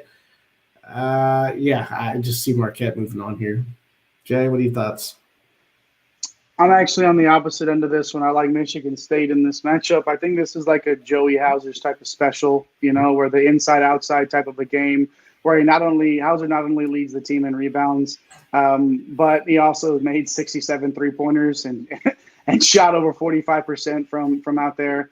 Plenty of three-point shooting on this Michigan State team. And then it is the Shaka Smart effect, right? Like, do I believe that this time of year Shaka Smart can get the job done on a consistent basis? It doesn't help that his team doesn't rebound well. It doesn't help that they're 257th in perimeter defense. I'm actually going to go with Michigan State in this one and ride that Tom Izzo wave to the Sweet 16, baby. Ooh, an opportunity to give Shaka Smart and these Golden Eagles give them their flowers. I'm easily the most bullish on this Marquette side out of the three of us, so I will happily break this tie with the Golden Eagles. Thing for me is, I mean, they're playing at a lightning fast pace. They have been an offensive juggernaut all season, but down the stretch run and into that tournament, they found their footing defensively, right? OMP was shutting people down. They really gave their opponents headaches all throughout that tournament. I like that trend to continue. And I think that this Marquette team can be real scary if they can keep that defensive efficiency going that we saw down the stretch run. So we are on to the Sweet 16 here in this region. Our first matchup that we're going to cover, the number 5 Duke Blue Devils, the number 8 Memphis Tigers. Mike, this one, I mean, the story with Duke so far as we've been covering them, it's been a lot about the star power. Is that going to be a similar tale for how this one will be won? Yeah, I mean, if it's Purdue, I still like Duke here for everything that we said earlier. They just have a ton of talent. They're playing so well right now. They shoot well from three. Like keep on moving them on, man. Jay, you feeling the same whether it's Purdue or Memphis? Yeah, I do actually. Duke is just playing too good right now, and I do think that this will be a close one. Like I don't think Duke, for the way that this bracket sets up, and as far as I think that we both have them going here, Mike, there's going to be some excellent basketball games to watch all the way through for them up and down this bracket. So I am going to pick Duke here. Just a little bit too much firepower there for the Blue Devils. So, yeah, I'll stick with Duke. Couldn't agree more. There's not a whole lot left to say on the Duke side. Before we move to the bottom half of the Sweet 16, we got Josh checking in with the quick what up. He ready to get this bread, fill out this winning bracket. So what's up, Josh? Appreciate you swinging through, Josh. Let us know if you have any questions or if you have any thoughts about how we are breaking down the bracket thus far. Bottom half of this matchup in the Sweet 16, 2-3 matchup, number 2 Marquette Golden Eagles, number 3 K-State Wildcats, two teams that I absolutely love. So I'm hoping that you will not force me to be the tiebreaker here. I hope not, because Kansas State profiles as well as anybody does against Marquette. They're different from Michigan State. Jay laid out, Michigan State maybe having the perimeter advantage in the previous game, but Kansas State creates turnovers and they get to the free throw line because Key Johnson and Marquise Noel are absolute monsters at driving and just getting to their spots. So, yeah, this is where the star power thing for me kind of comes into effect. Like Tyler Kolek, like, okay, there's not really anybody else that kind of scares me on Marquette. They're going to have to deal with a very, very tough Kansas State team. So I've got Kansas State knocking off Marquette here. Jay, are you feeling me on this one? So in my bracket, I actually have Michigan State, right, beating Marquette, and I actually have Michigan State beating Kansas State in this on this line as well. But if it's Kansas State and Marquette, like we're going for the GSM bracket, I do like Kansas State to come out ahead here. Just way too much. Basically, like Kansas State is like, I guess, the anti-Michigan State. Right? Yeah, they really are. In terms of just like having, they're the anti-Michigan State, right? Yeah, they're super tough inside, and right. Michigan State's more of a finesse team at times. Yeah, exactly. But if I do have to pick here between Kansas State and Marquette, and since we're doing the bracket show, I think I do. I will go. I'll go ahead and go with Kansas State in this matchup over Marquette. Just not feeling confident in Shaka again, being able to get it done later in the tournament. I'll go with Kansas State here. Man, if we're gonna have to see my dude Shaka Smart out, don't mind it being against a K-State side that I absolutely love. kudos to Marquette, right? They have a bunch of very good players that have been playing great this season, but tend to agree. I mean, they have one of the tougher roads of all the 2 seeds out there. So if they manage to survive against Michigan State, they've got a real tough out against Kansas State. That's actually a great point. I didn't even think about that. Kentucky, Providence, Michigan State, Kansas State. Yeah. I mean, that's Kansas State. If they make their way to the Elite Eight out of the East region, it'll be well deserved. They will have battled their way through, but we have them coming up just short of that Elite Eight. An Elite Eight that features the 3-5 matchup, the K-State Wildcats we were just talking about, and the apparently very athletic Duke Blue Devils. Mike, lead us into this regional final. Who do you see advancing their way to the Final Four? Yeah, I mean, talking about Kansas State being tough. Well, Duke's got a guy named Mark Mitchell who reminds me of a Key Johnson type. Not quite the shooter, but just someone that just bangs around. And I just love this Twin Towers effect. And they're like traditional Twin Towers that are just like you got to drop it down to the post, right?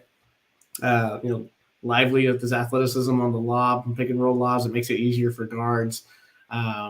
We get open shots if you go under, right? So if they're getting open threes, the shot quality is there for guys that maybe don't shoot well from three or getting better shots because you have to protect against the lob of Lively, and then also on the pick and pop or pick and roll with Filipowski. So yeah, I just like Duke, man. Like the way they've been playing, this is their ceiling, man. Like we saw what they did to Virginia, and there's more to come. So I got Duke moving on here in this region.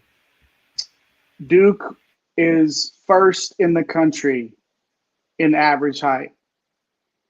Kansas State, 311th. Yep, length. Kansas State does play good D, but Duke will be too long, too athletic, and will just overwhelm Kansas State. I do like Duke in this matchup as well to come out of the East region.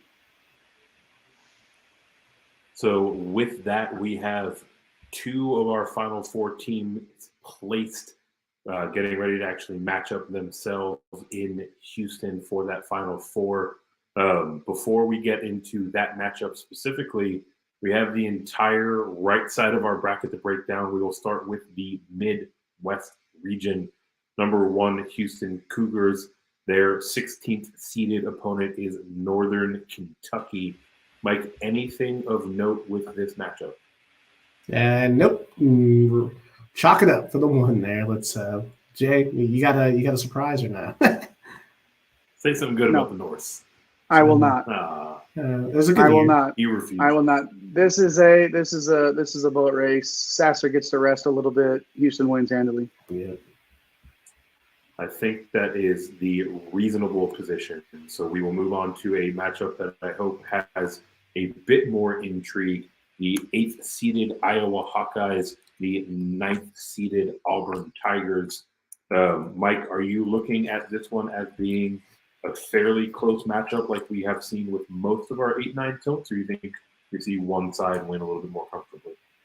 Yeah, I mean, the 8-9s, right? Almost a coin flip. 40% upset confidence on Auburn. Auburn's favored on KenPom, -1. The line's, 1.5, I believe. Is that Auburn that's favored? Auburn favored by 1.5 here. I like Iowa. Look, it's going to be a battle of star big man Chris Murray, fantastic season. Janai Broome. I think Auburn would probably be a higher seed if they had just decided to play Janai Broome 35 minutes from the beginning of the year, but that's neither here nor there. And then Tony Perkins, man, the hot streak, 17 points per game over his last 4. This is what he does in March, it feels like. He went on a hot streak last year. Unfortunately, they did slip and fall and lose to the 12-seed Richmond Spiders last year, who I think were the oldest team in Division I last year. So a little bit of a buzzsaw there. I like them to bounce back here. Jay, anything of note? Are you following with me? Or are you going with the old mighty Bruce Pearl there? I like that you brought up Bruce Pearl, and I'm going to bring up the other side of that with Fran McCaffrey. What could happen? What could go wrong with those two coaching on the opposite ends of the floor? there. I actually like Iowa as well in this one. Not they're the underdog in spite of being the higher seed. When you talk about, we like to talk about these games being clash of, when there's a clash of styles, right? Iowa is third in offensive efficiency. Auburn is 29th in defensive efficiency. So strength on strength. When that happens, I like to go with the biggest star in this one, which will be Chris Murray, 20 points and 8 boards per game on average. I'm going to go Iowa here and enjoy the sideline antics from McCaffrey and Pearl while we're at it. This is not your normal 8-9 matchup. I feel like this is one of those that actually will be fun to watch. I don't think that we're going to get like where we tune into an 8-9 and it just drags ass and it's not one that's entertaining to watch. 151.5 points implied total on this one. So I do like Iowa though as well. It could come down to the very end, like sort of last second sort of a thing, and that would be great in this one. I think that's what we're going to see, but I'm going to ride Chris Murray and those Hawkeyes. Man, shout out to Chris Murray. This is a player that, at times, especially early in the season, we were a little concerned about his ability to rise up in those big moments, but he's really answered the bell with that regard down the stretch run here. So we will have Iowa advance on to the second round. That will take us to the 5-12 matchup in this region. Another one that should be a ton of fun. We've got the 5th-seeded Miami Hurricanes, more guards than Shawshank, and one of our friends of the program, number 12th seeded Drake Bulldogs. Mike, obviously, Miami should be a pretty heavy favorite in this one, but I like Drake to be feisty. Do you have a similar line on this game? Yeah, I don't like the matchup. Same with Oral Roberts. Like, this sucks. That Drake draws everyone Miami we were rooting here. to get in just gets an absolute bully on the other side. Yeah, it's -2 on KenPom, -2.5 in Vegas. I like Miami even more than that. I think this is an easy cover. I look at it as two very experienced teams. Miami's 28th in Division I experience, and Drake is 29th in Division I experience. And a very dangerous backcourt, Jay. Isaiah Wong and Nigel Pack. The the money bags over there. I don't know. Like, we've been pulling for Drake, right? Tucker DeVries is a great player. Yeah. The question about Norchad Omier, like, if he's out, I kind of swing to Drake. So I'm going to be paying attention to this news because he is an awesome defensive player. Just really fit in with all these guards. Like, we thought, like, how are they going to play with all these guards? Will you just stick Norchad in there? We thought he maybe would be too small, but no, he's played real big. So an awesome transition. We worry sometimes, how these transitions are going to work out. It's worked out perfectly. I don't know, Jay. You pulling any Drizzy here, or you going with Miami as well? No, I'm going to go with Miami, but begrudgingly, there's just, like you sort of got to their bigs earlier. You talked about the guards that Miami brings to the table. It's just going to be too much from a DFS perspective. I think Tucker DeVries is somebody to take a look at depending on the price. I think he does have a great game. Miami defensively, opponent effective field goal percentage 220th in the country. I think DeVries gets his. The classic coach's son, right? We talked to Coach DeVries, Eric and I did before the season started, like 4 or 5 days before the tip, right? And he was very high on Tucker, his son, taking that next step, but really didn't think that he was going to be the Missouri Valley Player of the Year, right? So there's some star power here for Drake, but too much going on for Miami. Let's watch that injury info on Omier, obviously, but I'm going to go with Miami as well. Yeah, Baby Food does so much for this Miami side, right? If he's out, I do think it changes the complexion of this matchup overall. But really, it seems like this is where Drake's run comes to an end, right? So shout out to Coach DeVries, shout out to Tucker DeVries, both having fine seasons. But we will have the Hurricanes advance to the second round. That brings us to our 4-13 matchup. The 4-seeded Indiana Hoosiers, Kent State coming in as the 13th seed. We've had a couple of spicy picks in the 4-13 matchups thus far. Mike, are you keeping that trend alive? You're going a little bit closer to chalk here. Man, this is the one that's been pissing me off all week. So I'm gonna go off on a little bit of a rant. I'm seeing everyone, and I'm gonna have to eat this one, like eat a bunch of crow if it doesn't turn out. I do not see how Kent State beats Indiana. It does not make sense to me from a logical standpoint. I have watched a lot of TJD. I have wished I played more of TJD in DFS. I have watched him destroy all the bigs in the Big Ten, which are pretty damn good. All right. So why? Because Kent State, great. They're great shock and awe defense. I get him. Malik Jacobs, an awesome defensive player, but Malik Jacobs ain't guarding TJD. Kent State's 345th in height, in average height. Indiana's 20th. And you got TJD and Race Thompson down there. Jalen Hood-Schifino is 6'6". Miller Kopp is 6'9", and he's their spot-up shooter, but he's been annoying in DFS too because he can grab 8 rebounds if he steps away from the corner.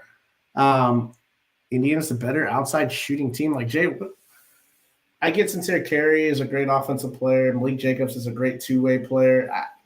Help me understand why everyone's on Kent State here. I think it's because some of these matchups that they've had against tournament teams have been close, throughout the season.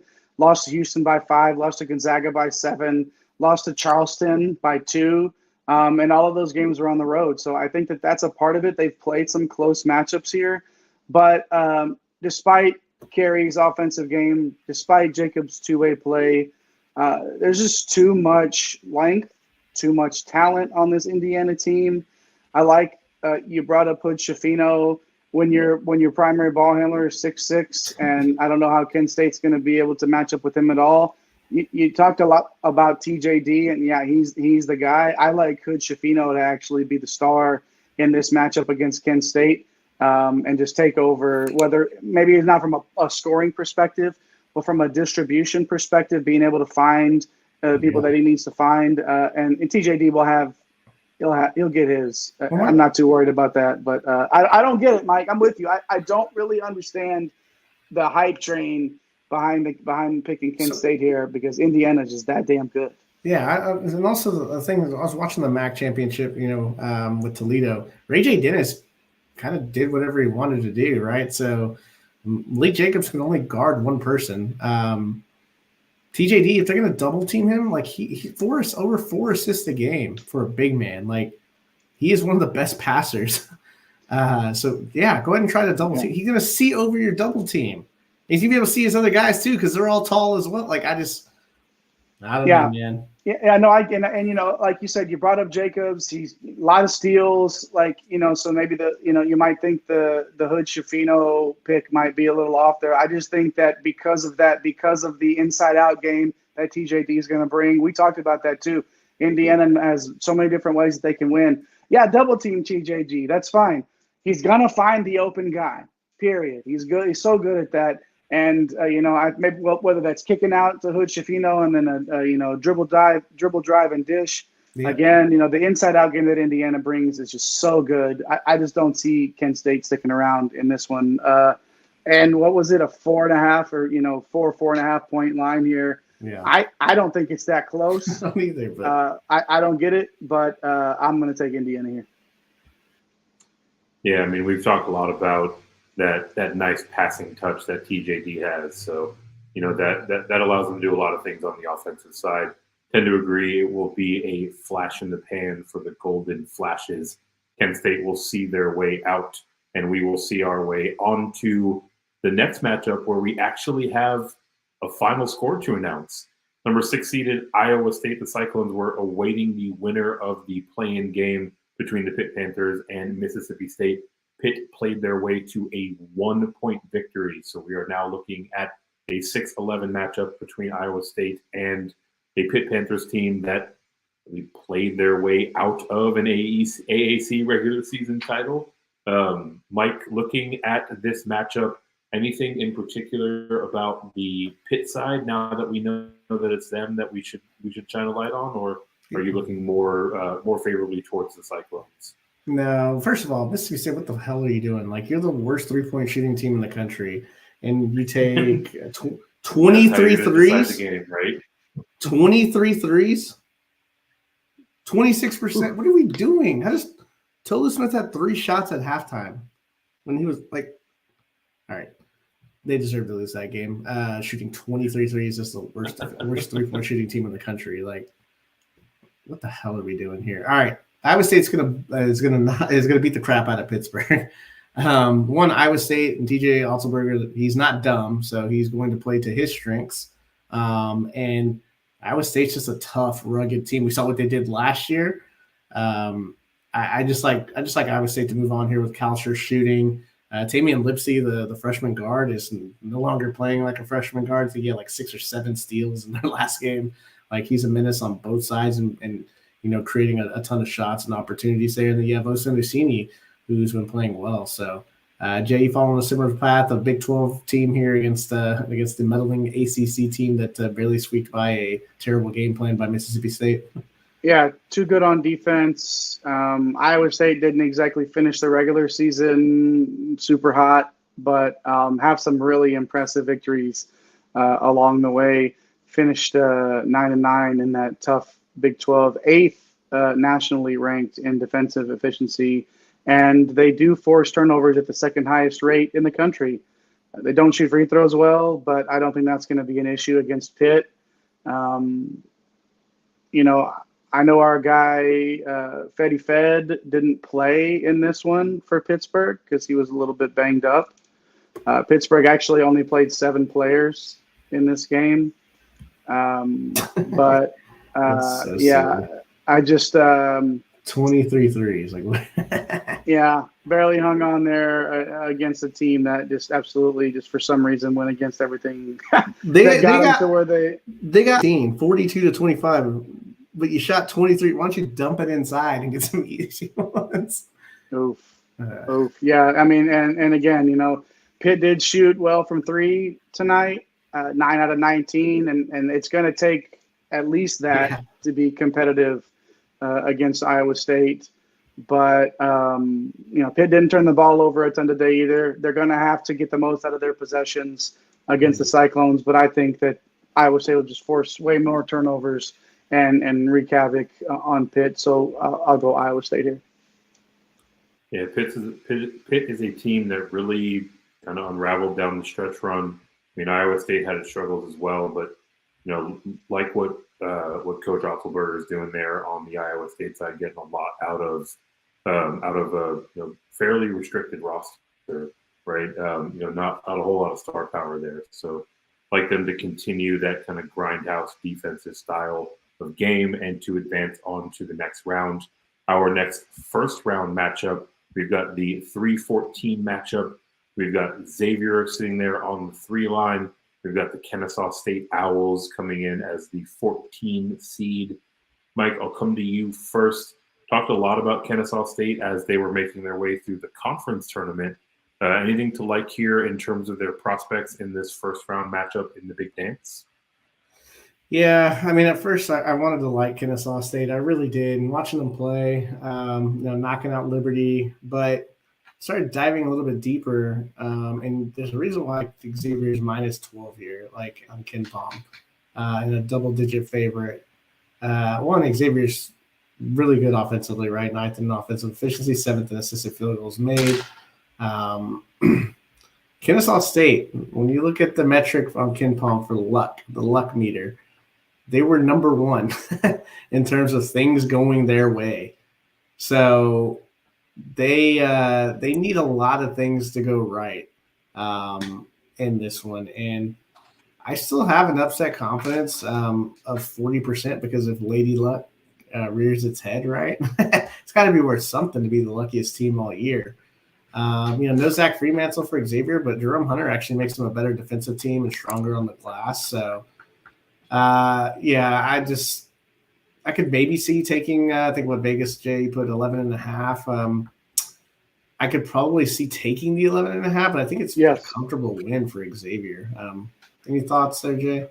I think this one ends up a little bit closer towards the end. I think Xavier handles their business, and maybe Kennesaw State shoots their way back in a little bit towards the end. They have 5 players that have made at least 33 3-pointers. They shoot 36.8% as a team from deep. I think that's what sort of keeps them remotely close in this one. But, yeah, I mean, when you look at this, it's a Jerome Hunter coming in and playing that solid defense, despite not having, Zach Fremantle, obviously, for Xavier there. But Hunter probably makes them better on the defensive side anyway. So no, I like Xavier here. Give me those points all day long, but I don't see how Kennesaw State does enough to win this one. Yeah, and then Jack Nungy, right? Right. Can't forget about him, Eric. Yeah, you absolutely can. And I want to state for the record that the two of you laughed at me when I said that it's Jerome Hunter season in light of the Fremantle news. Obviously, not exactly the same contributor on the offensive side, but he's a load defensively. I do think it'll be a little too much for Kennesaw State in this matchup. So we will move on to the 7-10 tilt, the fighting Texas A&M Aggies. Number 10, the Penn State Nittany Lions. Jay, going to come to you here first. Obviously, you've got a good amount of familiarity with the Aggies. Also, you've been helping us follow Pickett's play all throughout the season. So what do you like about this matchup as we head into the first round? Well, yeah, I really like Jalen Pickett here to be the deciding factor in this one. 18 points, 7.5 boards, nearly 7 assists per game. The guy can go out and every single night threaten to drop a triple-double here. I think, though, that the key is going to be in the shooting. Like, this total is 134.5. Big time, just barf bag here for me in terms of that. But with the way that Penn State's been playing, another one of those hot teams, right? Like, we talk about who's the hottest team right now, who's playing some of the best basketball right now. And Jalen Pickett's been driving those Nittany Lions through the Big Ten tournament, all the way to the final, eventually losing to Purdue by 2 points, I believe. I think that was a 70-68 final. I like Penn State in this one. The problem is if Penn State's not hitting their shots, they're next to last in the country in offensive rebound rate. Yep. A&M can take advantage of that, who themselves are much better on the offensive boards, actually 6th in the country there. Something to look for here, Mike, but I like the Nittany Lions in this matchup. Where do you fall on this one? Yeah, I mean, you mentioned they're not hitting, but they've been hitting this year, 13th in effective field goal percentage. There's a shooting disparity. A&M can tend to just be kind of ugly here, 254th in effective field goal percentage. Now, A&M's much better defensively, but I think what it comes down to is A&M going to try to match them with the small ball. You have Radford, Taylor, Dennis, and then maybe they throw out another guard out there to go with either Coleman or Marble down low. Or do you play Coleman and Marble together and try to slow the game down and pound them inside and try to get one of those shooters out of there, or at least get this team into foul trouble? I don't know. We'll see. We'll see what Buzz Williams cooks up here. Ken Palm has it at -2 Texas A&M. 50% confidence, though. I think it's a coin flip. And the way that Penn State's been playing, even though they lost that game, they just still look good, and they've been getting things done. And Jalen Pickett can just take over games. So I like Penn State to move forward here. Yeah, the Vegas line actually has A&M by 3.5. Wow. Which give me that. Yeah, money. Give me Penn State straight up. money line Penn State plus 135 is inviting there, especially when you're working that into some tournament parlays. Yep. But yeah, something to consider there. That over under 134.5, Eric. I mean, come on. But that is sort of what to expect from these two teams, and it sounds like we're all in lockstep here with the Nittany Lions. Oh, God, here we go. Rothstein just posted Pitt lost John Hugley for the season and Federico for the first 4 and still beat Mississippi State. Just a dagger. Kill me now. Just absolutely dancing on the grave. What I will mention, we talk about these teams both being the runner-up in their conference tournament. Penn State narrowly lost to a one-seeded Purdue team, whereas Texas A&M went out and got waxed by a one-seeded Alabama squad, right? So definitely feels like there's a bit more momentum behind the Penn State side, and that will round out. We will round out our first round coverage. The team that is near and dear to the hearts of this team, of this squad, the number 2 seeded Texas Longhorns going up against number 15 Colgate. Mike, anything to say here about this matchup? You want to stump for your Longhorns for a little bit? No, I think Texas name their score here. I mean, Colgate's terrible defensively. They are number 1 in 3-point shooting. Patriot League's been meh. So, no, Texas should be able to score as many points as they want. I think Colgate, some of the teams they played, gave up 80 to Syracuse. Let's see here. What's they actually won that game, which helped. They gave up 93 to Auburn. So, there's not really much going on here.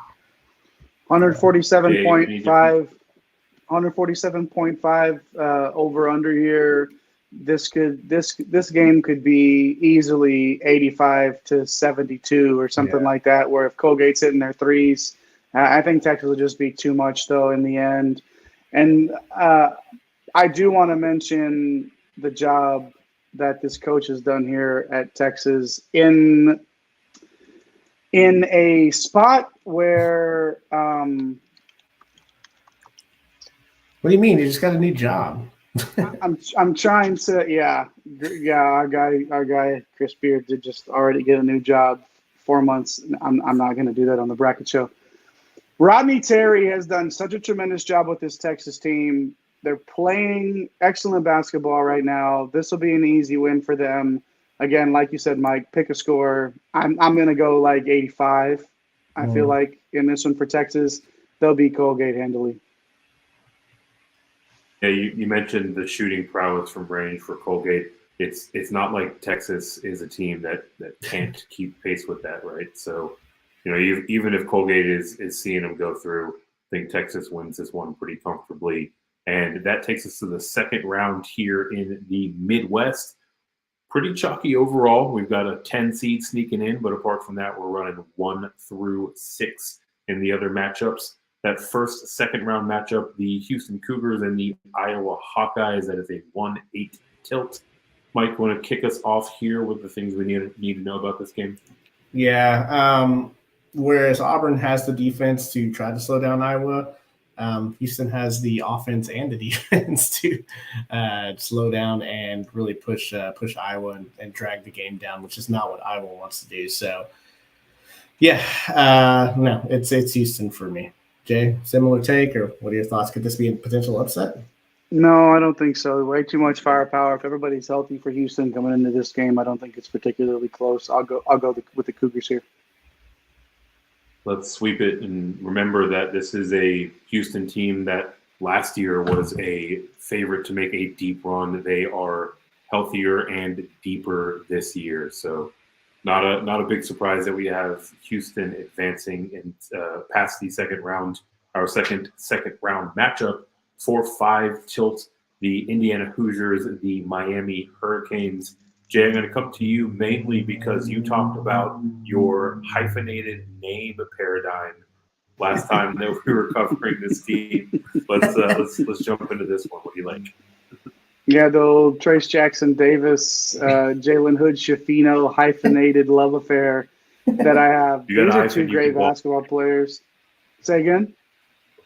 So if you got a hyphen, you can ball. You can ball, straight ball. I might even just change my name and add a hyphen to it just so I could, get a little bit more of this cred out on them streets. But no, I'm actually going to go the other direction here. I think Miami's guards are going to be way too strong in this matchup. I get it. TJD and like I said, Jalen Hood Schifino, I do think that these are two superstars. But the fact that that Indiana doesn't force a ton of turnovers here, when Miami struggles, it's when their guard play isn't at its peak, at its finest. And if they're not being forced, if they're not turning the ball over, Miami's super dangerous. And I just don't think Indiana's going to be able to do enough against Isaiah Wong, Nigel Pack, if, Omie's healthy, obviously. I don't know if we even mentioned Jordan Miller in the last time we talked about Miami. This is a guy that is averaging 15 points a game and 6 boards. Improved his scoring from last season by 5 points. I mean, Miller is definitely somebody to pay attention to here in this matchup as well. I'm going to go with the Hurricanes. What were you going to say, Mike? Yeah, no, I think Miller is their X factor, man. Like his progression and allowing them to play.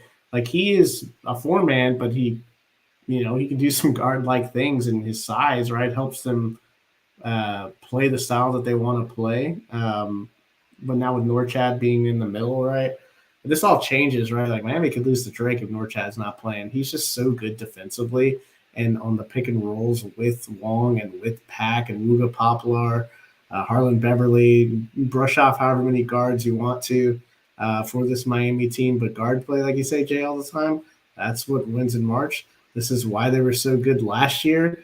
When they had that 3-headed monster last year too. Charlie Moore, they had Wong. I forget the other kid's name that was there last year. It was Cameron McGusty. Well, it's kind of the same thing here, but they have more defense now. They sacrificed Wardenberg for Omie, right? When Wardenberg goes off, he's more of a stretch 5. Now you get Omie, who's not a 3-point shooter, but can really control the paint and is athletic enough to finish at the rim. So I really like this Miami team. I think Omie can not neutralize TJD, but make it pretty tough on him. Like you look at you just look at the matchup, right, and it feels like Miami can just do more things offensively than Indiana, and they're two pretty good defenses. So, give me Miami to move on here. Yeah, Omie's kind of overlooked defensively because he's a little bit undersized, but he's an absolute load, right? Yeah. You can really get under the skin of the players that he's matching up against, and on the Miami side, we're talking about guards plural to go with that interior play as opposed to guard singular on the Indiana side. So like Miami to advance. Bottom half of this bracket is a 3-6 matchup. The 3 seed Xavier Musketeers, the 6th seeded Iowa State Cyclones. Before we jump into this one, apparently we did our guy Josh a little dirty. He is a Kennesaw State alum, as we had him bounce in the first round to Xavier. Give him that Irish luck, man. But ultimately, do think they come up short to Xavier. That has them here in the second round. Mike, let's look at this 3-6 matchup. What catches your eye about this one? Well, this is not a team that Xavier is going to want to play. Nobody really wants to play Iowa State. Like, like it is just becomes an absolute slugfest.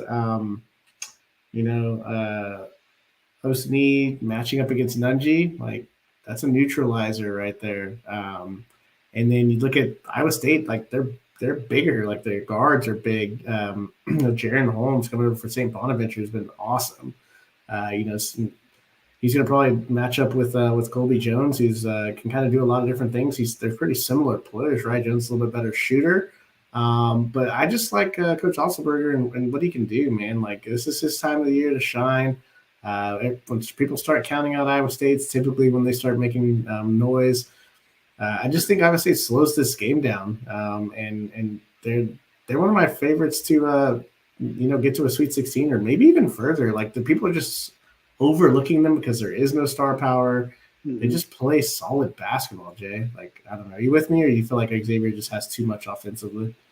No, I don't. I am with you on Iowa State here. Like you said, they just seem to live in the Sweet 16 this time of year, and it's because of the way that they're built and the way that they're coached. This is a well-coached team. And again, just a team that nobody really wants to see on that line opposite of them at this time of the year. I'm going to be in lockstep with you here, Mike, and pick Iowa State to beat Xavier and make that Sweet 16 appearance. On to the Sweet 16 for those Cyclones. The team that they will face off against is the winner of the 2-10 matchup that we have here in the second round. Number 2 seeded Texas Longhorns, number 10 seeded Penn State Nittany Lions. Jay, I'm going to come back to you here first. gave Mike first bite at the apple to talk about the Longhorns. Now it's your opportunity. What do you like about UT? How do you like them matching up at this one against Penn State? We talked about Pickett earlier being the guy for Penn State. What he will not have faced in that earlier matchup was a defender like Tyrese Hunter. Not only, you know, I love me some BCB, but I wasn't going to bring him up here in this certain situation. I think Hunter being able to lock down Pickett a little bit, and Pickett's a really good player. I don't think Hunter's going to be able to completely shut him down. I don't think this Longhorn team will be able to just, you know, throw him off of his game completely because he contributes in so many ways. But I do like Texas here. You know, you got Sir'Jabari Rice, Arterio Morris coming off the bench. You know, if Penn State does decide to keep it small, I mean, you've got people that Ronnie Terry can just rotate in, and they play plenty of guys on this team, and they all contribute in different ways when they're on the floor. Mike, I'm going to go Texas here. Penn State is super hot right now and playing good basketball. But I think when you just look at this matchup on paper, with the style of basketball that Penn State plays, I think Texas just has too much for them in this one. What do you say? Yeah, I mean, Penn State likes to go with their four-guard look, and Texas can run four guards out there that are better than your four guards. Arterio Morris being a five-star player, look what he did in that Kansas game. Like, holy shit, we were like, dude, this guy needs more run. Like, Texas can do a bunch of different things. When you have, you know, Rice, Morris, Carr, Hunter, you have a Timmy Allen that can play the 3 or the 4. You can he can play some 5, right, in this type of matchup where there's not a lot of bigs, but then you leave off Dessou, Christian Bishop. It could be devastating on the glass. Like, can you imagine how many rebounds he would get against this Penn State squad? Like, he would absolutely own the entire paint. This is not a good matchup for Penn State. Like, Texas is built to play small, which is Texas' disadvantage is if you play someone like Purdue and you have to deal with someone like Zach Edey because the size. Dessou's played well this year, but you don't want to play someone like in Arizona that has 2 twin towers. Like that's what could hurt Texas. Even though they may be able to pull those guys away from the basket, those are the type of teams that scare me more with Texas than teams that like to go small and run around, because that's you're actually playing to Texas's strength, and now you can play Brock at the 4, which is an extra defender, Bishop at the 5, and then play 3 guards. You can play Brock at the 5 if you want. Like, that's just the style they can go to is almost an advantage for Texas. Good point, Mike. I was going to bring up playing, like, having Brock as the big sort of, and just we've having seen those it. I mean, yeah. And it's been effective for Texas this season. I think we will see it again. Rodney Terry is going to push those buttons and make it happen. There's too much in terms of the style of play here between these two teams that would allow me to pick Penn State in this matchup. This one plays right into UT's hands. So we've got them advancing to the Sweet 16. Our first matchup in that round is the number 1 seeded Houston Cougars facing off against the number 5 seeded Miami Hurricanes. Mike, let's kick off here. Feels like we've got Houston advancing pretty comfortably to this point. How do you feel about how they match up here against the Canes? Yeah, so the team with the backcourt to slow down Miami's backcourt is Houston's backcourt. Jamal Shed, that's a really tough defensive player. Marcus Sasser will wear you down on the offensive side. Tremont Mark, pretty good defensive player in his own right.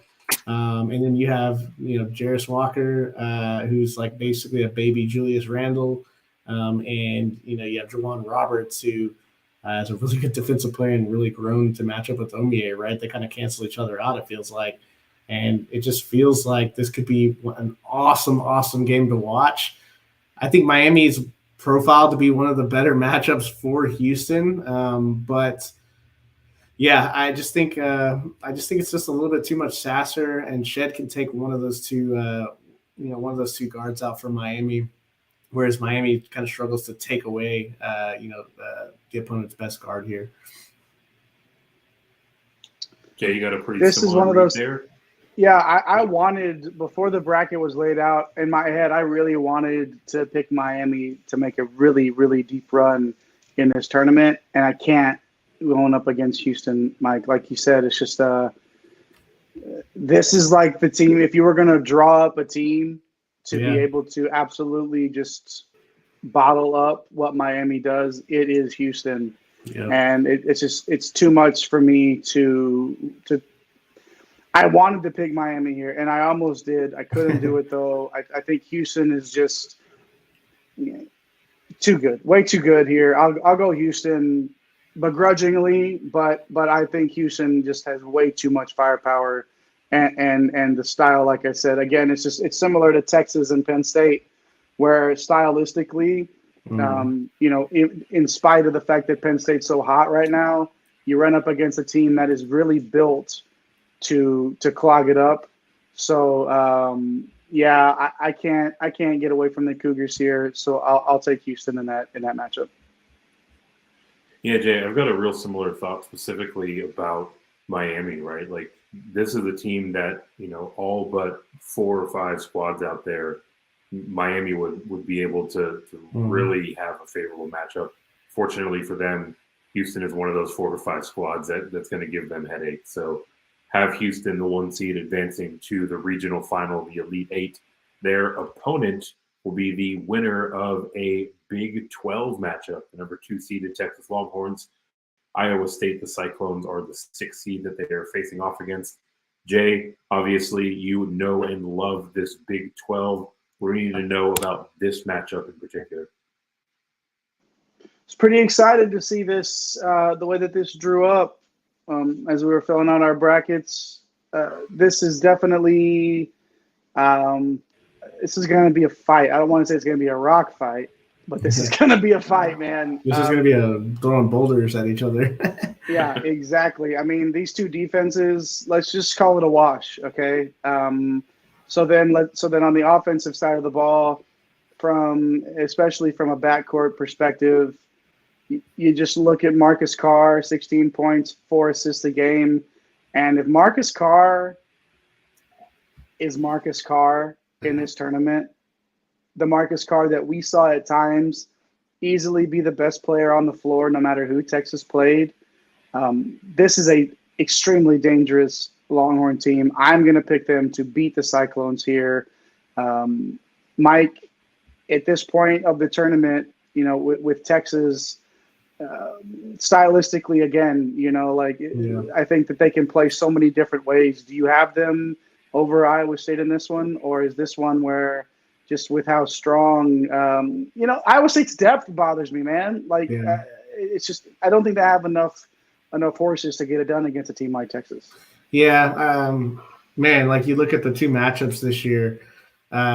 Texas went to Iowa State, lost by 11. Then Iowa State came to Austin and lost by 18. What the hell is going to happen on the neutral court?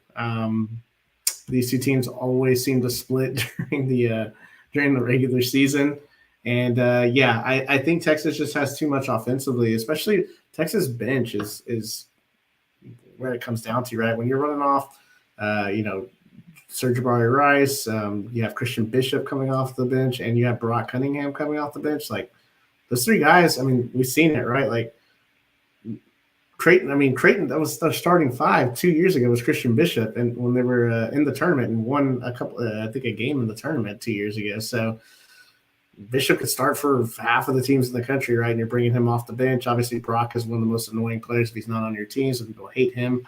And then Serge Rice, like, I had no idea he was going to be this good. I don't think anybody – he actually has raised the ceiling of Texas from, Sweet 16 to, Final Four caliber team. So his play is, like, crazy. He didn't play like that, but I guess at New Mexico State, because Teddy Allen was taking 5,000 shots out of there, he really did get an opportunity. So, like Texas here, just think they have more firepower offensively. Yeah, Serge Rice putting in those hours working on that shot fake in the offseason, paying dividends now. Best shot fake in the country.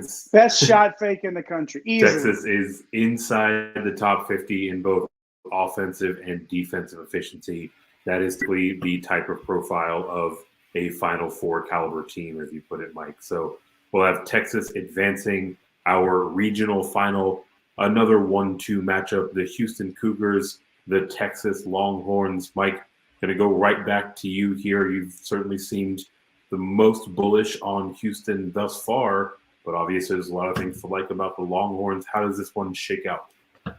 Yeah, this is this would be an awesome matchup if we get it right. I just feel like Houston's just got everything you need. Like, there are almost zero holes in their game when Sasser is healthy. Like, it just feels that way. Texas is kind of like Miami in a sense, right? Where they are so guard heavy and rely on their guards to score. Houston can get 21, 22 points from Jarris Walker in their front court. Texas doesn't really have that guy. Bishop is more of a clean up the glass, pick and roll type guy, give you, 6-8 points here or there to Sue. I know he's played well lately, but I haven't been the biggest fan of some of his games. So I think that's kind of the difference, right? Is the guards kind of wash here, and it's like, man, like Roberts and Walker just bring more offensively to go with their defense than Texas can kind of match. It sucks to say, but I mean, Houston's just got it all, Jay. I mean, there's a chance here for Texas, though. How are you feeling about this one? There definitely is, but I think this is a sort of a situation to where the lack of defensive rebounding for Texas catches up to them. 226th in the country in that. Not too many other flaws, but when you've got guys in the front court like Walker and Roberts, that between them average, it's going to be 14, 15 rebounds and a couple of blocks too. Houston is top 5 in both offensive rebounding rate and 2-point field goal defense. Yep. I can't see Texas overcoming Houston in this one. Too much firepower again. Like you said, Mike, when Sasser is healthy, this is just the run that they made last year without him was tremendous. Yeah. It's going to be tough for any team that runs into Houston in this tournament. I'm going to take the Cougars here to end the Longhorns run. I don't think there's any shame in that, though, if you're a Longhorn fan. Losing to a team like Houston in this spot, they're just that good. Yeah, I think the thing that Texas would need to shoot close to 40% from three to nullify the like we talked about, Texas is not built to play against teams with two really solid bigs. Like, it's just not. We talked about the defensive rebounding, Yeah, well, and also, Houston is going to try to make this the slowest game possible. Yeah. Right? Yeah, absolutely. Like 343rd in the country in tempo. Like, they're going to try to slow this down and not let a guy like Sir'Jabari Rice come off the bench and make an instant impact, and hit a couple of threes in a row. And then, all of a sudden, if Texas had a 2-point lead, then it's 8 and it's 10, then you're calling a timeout.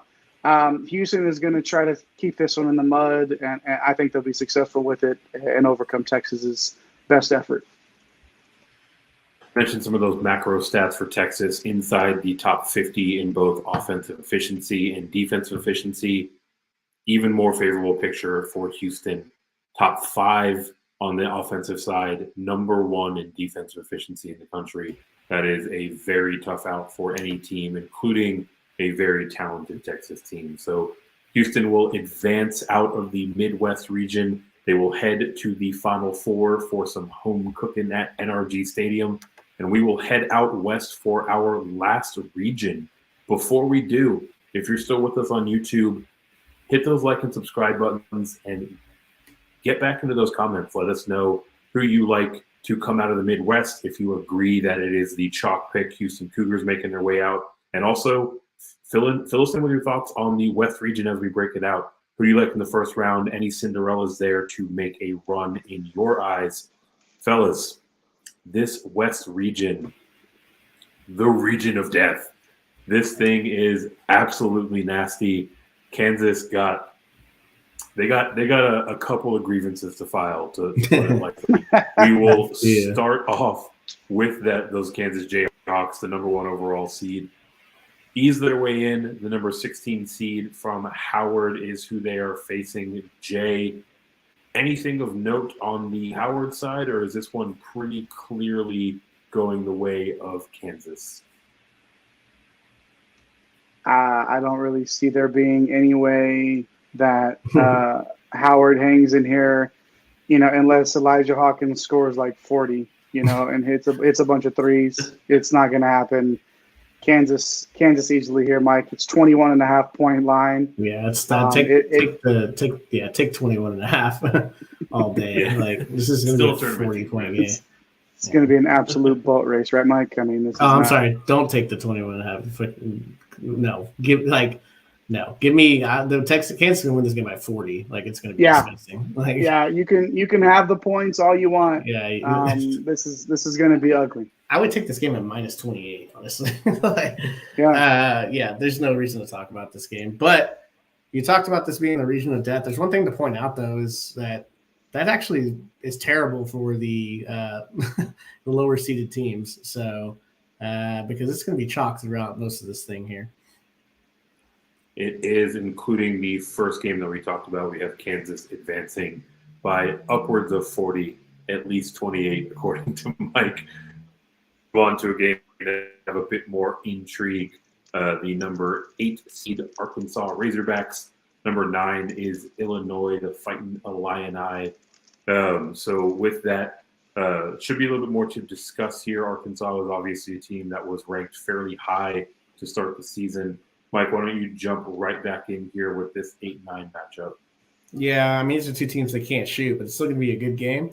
I like Arkansas here. I just think they have the best player on the floor, and Nick Smith, and he's a guy that you can ride through the tournament if he gets hot.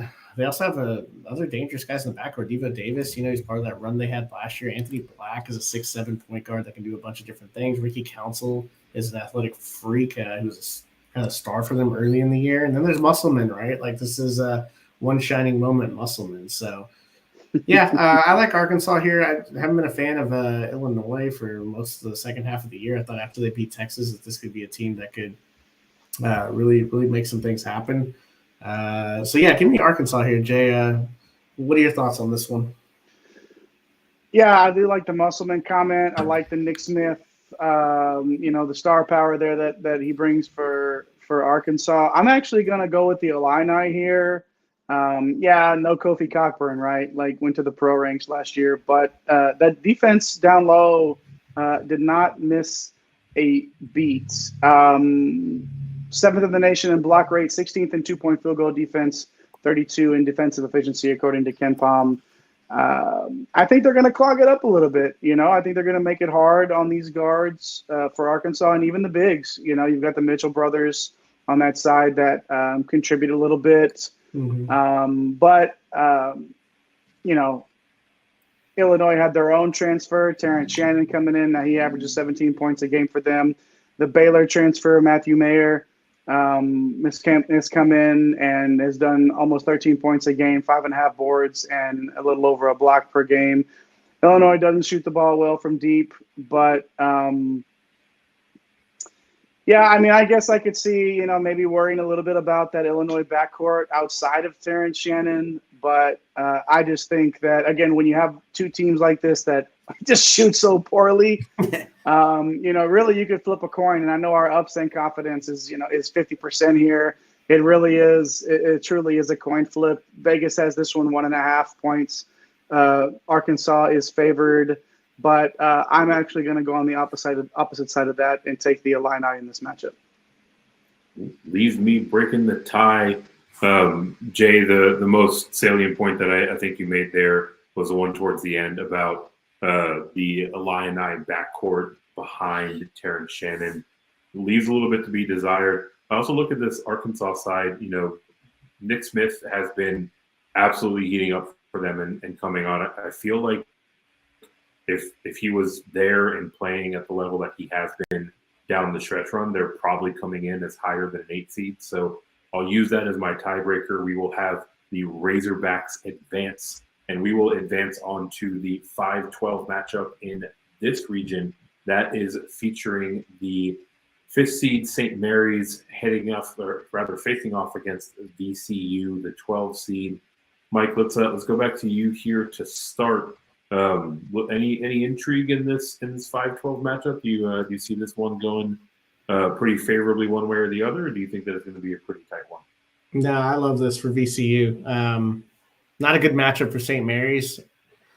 Upset confidence here for VCU. I have it at 40%. Ken Palm has St. Mary's -6, but I watched the WCC last couple of games there, and St. Mary's does not handle ball pressure well, and that's not a good thing when you play VCU. So, I think that VCU is going to make some things happen. Ace Baldwin, an excellent player that not a lot of people know about, so going to be fun to watch him play. St. Mary's, obviously, they're 8th in defensive efficiency, but it's not like they scare anybody. Like when you go into the rim, they're only 288th in blocking shots. They're more tough on the ball. So VC's hot right now. They're riding a 9-game winning streak. They're also top 20 in defensive efficiency. There's just a lot of things to like for VCU here. And mostly comes down to me for Ace Baldwin. And I just don't like the way that St. Mary's handles on-ball pressure. So, give me some VCU here. Jay, where you at? This is tough. I get that St. Mary's, they have some, Randy Bennett has them in the tournament again. This is a team that spends plenty of time in the tournament, and play Gonzaga tough down the stretch, but they like to slow it down and drag it in the mud. 359th in the nation in tempo for St. Mary's. VCU, on the other hand, with Brandon Johns transferring in from Michigan, giving them some outside presence. They only have a couple of players that shoot 40% from three, which is obviously a pretty good number. You got Jaden Nunn and David Shriver there. The team on its own, or on the whole, shoots 34.7%. But VCU runs so many players out there. They have a large, pretty good sized rotation. Lots of guys averaging lots of minutes, and doesn't let you get comfortable as a team in terms of being able to just play one way in any particular game. I'm going to go with VCU here. This is tough. I've been going back and forth on this one a little bit. I'm going to pick VCU. I guess I'll just leave it at that, man. Vegas likes VCU more than Ken Palm does. Yeah, they definitely do. Yeah, 4.5 on that line from Vegas for St. Mary's, 6 on Ken Palm. I don't even know. St. Mary's have those points. But, St. Mary's is VCU is basically St. Mary's light, just with Ace Baldwin. So I like VCU, man. Let's keep this train rolling on these 12 over 5s. Let's do it. We will we'll have VCU moving on here. Josh tends to agree. Yeah. He likes VCU to advance. So it will be Josh sticking with us all show, man. I love it. Man, riding it out into hour 3. Riding it out. We're into hour 3 with Josh. It's like an MCU movie over here. Right. Hour 3, and we're just getting started. So bounce out the 5th seeded Gales. Great year for them, right? It was nice to see them to put a little bit more pressure on Gonzaga out of the WCC, but ultimately bounced out in the first round. We will move on to our 4-13 matchup, the rare back-to-back matchups featuring Gales, the 4-seeded UConn Huskies, the 13th-seeded Iona Gales. Mike, you want to kick us off here? I've talked a lot about my fear of UConn and as a team that can get hot. Do you think that a hot run starts here in this matchup? Well, what a treat here! I'm getting all Ricky Pitino over here against UConn. So a dream coaching matchup with Danny Hurley. So it's going to come down to these big guys. Sonogo, a fine year, 17 points, 7 rebounds. Nelly Jr. Joseph on the other side, 15 points, almost 10 boards. But I like the way UConn can do different things, man. Like they can just play so many different styles. They have a deep bench that they can go to. Klingon is going to be a superstar soon. He's just kind of waiting in the wings. Jordan Hawkins is an excellent shooter. Yeah, I don't know. The lines are a little bit. I thought it would be closer, but you're almost double digits here. 9.5 in Vegas, 9 on Ken Palm. So I think that more has to do with the depth of UConn and just the fact that they can play so many different styles. Jay, what are your thoughts? Too much from UConn here. Started off, 14-0 this season, right? One of those teams that we looked at early on that sort of jumped out off the page of this. Went on a little bit of a slide after that, but now have won 9 out of their last 11, and are a very, very popular pick by a lot of the talking heads that you might see on the television, On the Teletubby. on the Teletubby, to make a super deep run. I think it does start here with beating Iona, especially with, Patino being linked to every single job under the sun. I told him that, or I said the other night that I thought he was linked to the Buffalo Bills defensive coordinator job or something like that too. That's got to be a distraction. I don't care how much you say that you're in the tournament and you're focused on the games. The fact that your coach is not going to be there next year, because he won't be, I think that is a little bit too much for Iona to overcome, even though, Nelly Jr. Joseph, which I love that's another one of those great names in this country, Nelly Jr. Joseph. They block a lot of shots. Iona does, but UConn way too deep, way too athletic, way too well coached. I think Dan Hurley is having them playing good basketball at the right time. I like UConn here. Yeah, and they're also number one in offensive rebounding rate, and they in the top 100 in three-point shooting. So that's a deadly combination. Iona at 272nd in opponent offensive rebounding, right? So UConn, can clean up the glass a little bit, get those second chance points. They'll just be too much. Yeah, Eric, what did you say the other day about about Patino leaving them? These kids not really caring. So I was on the other side of it, right? Like these are kids that were probably never going to have an opportunity to be coached by a coach of Patino's caliber, and wouldn't be surprised at all if we see a lot of those players follow him over to St. Mary's or to St. John's or to Georgetown, right? So he is for hire. He's tied to every job. I do think that we see the Gales, continue to give a good effort, but I don't think that a good effort from the Gales is enough to really push UConn to the brink, right? This is a team that was, the number one overall team in the country for a period of time. Yep. They can absolutely get hot and contend with anybody. They do it out of the West. I mean, it'll be well deserved. They've got a rough path. Part of that rough path starts with the 6-11 matchup, the TCU Horned Frogs facing off against the winner of Nevada and Arizona State as our 11 seed. A little bit of ambiguity in terms of how this matchup will shake out in practice. So, Jay, I'll come to you first. I know you're a big fan of those Horned Frogs and Mike Miles Jr. Want to tell us a little bit about this TCU side? Won't matter who they play in this one. Way too much Mike Miles. TCU did go on that slide, right, when he was out, and it showed why he is their leader, their guy up front, leading the way on this TCU team. I don't like the draw that TCU got in this bracket overall. I don't think it – I've been really high on them, and I was pushing, when they were 35-1, to lay a little bit of cash on them on national title, and even it was like 16-1 to make the Final Four. I don't like the draw overall for TCU, but I do like them against either one of these teams that'll in this playing game tomorrow. Just way too much. Damian Ball, Emmanuel Miller, just not a lot of three-point shooting here for TCU, obviously, and we know that. We've paid a lot of attention to them this year in the Big 12, but the defense is there, Mike, and I don't think it's really going to make any difference who they play, ASU or Nevada, two teams that, honestly, I don't know that either one of them should be in this tournament. But I got TCU here, Mike. Who do you got? Yeah, I just think there's too much athleticism on the TCU side. So let's just I'm down to stick TCU in regardless of the matchup because they're going to out athlete either Arizona State or Nevada. Real quick, Mike, is there one matchup that you think maybe gives them a little bit more trouble, or do you think they're just going to easily roll no matter who they're facing? Well, Arizona can't shoot, so Arizona State can't shoot, and Nevada is going to struggle with their big men. So yeah, if I had to pick, into my head, I guess Nevada. I would say because of Keenan Blackshear and Jared Lucas can shoot, versus chucking up from DJ Horn and these guys from Arizona State.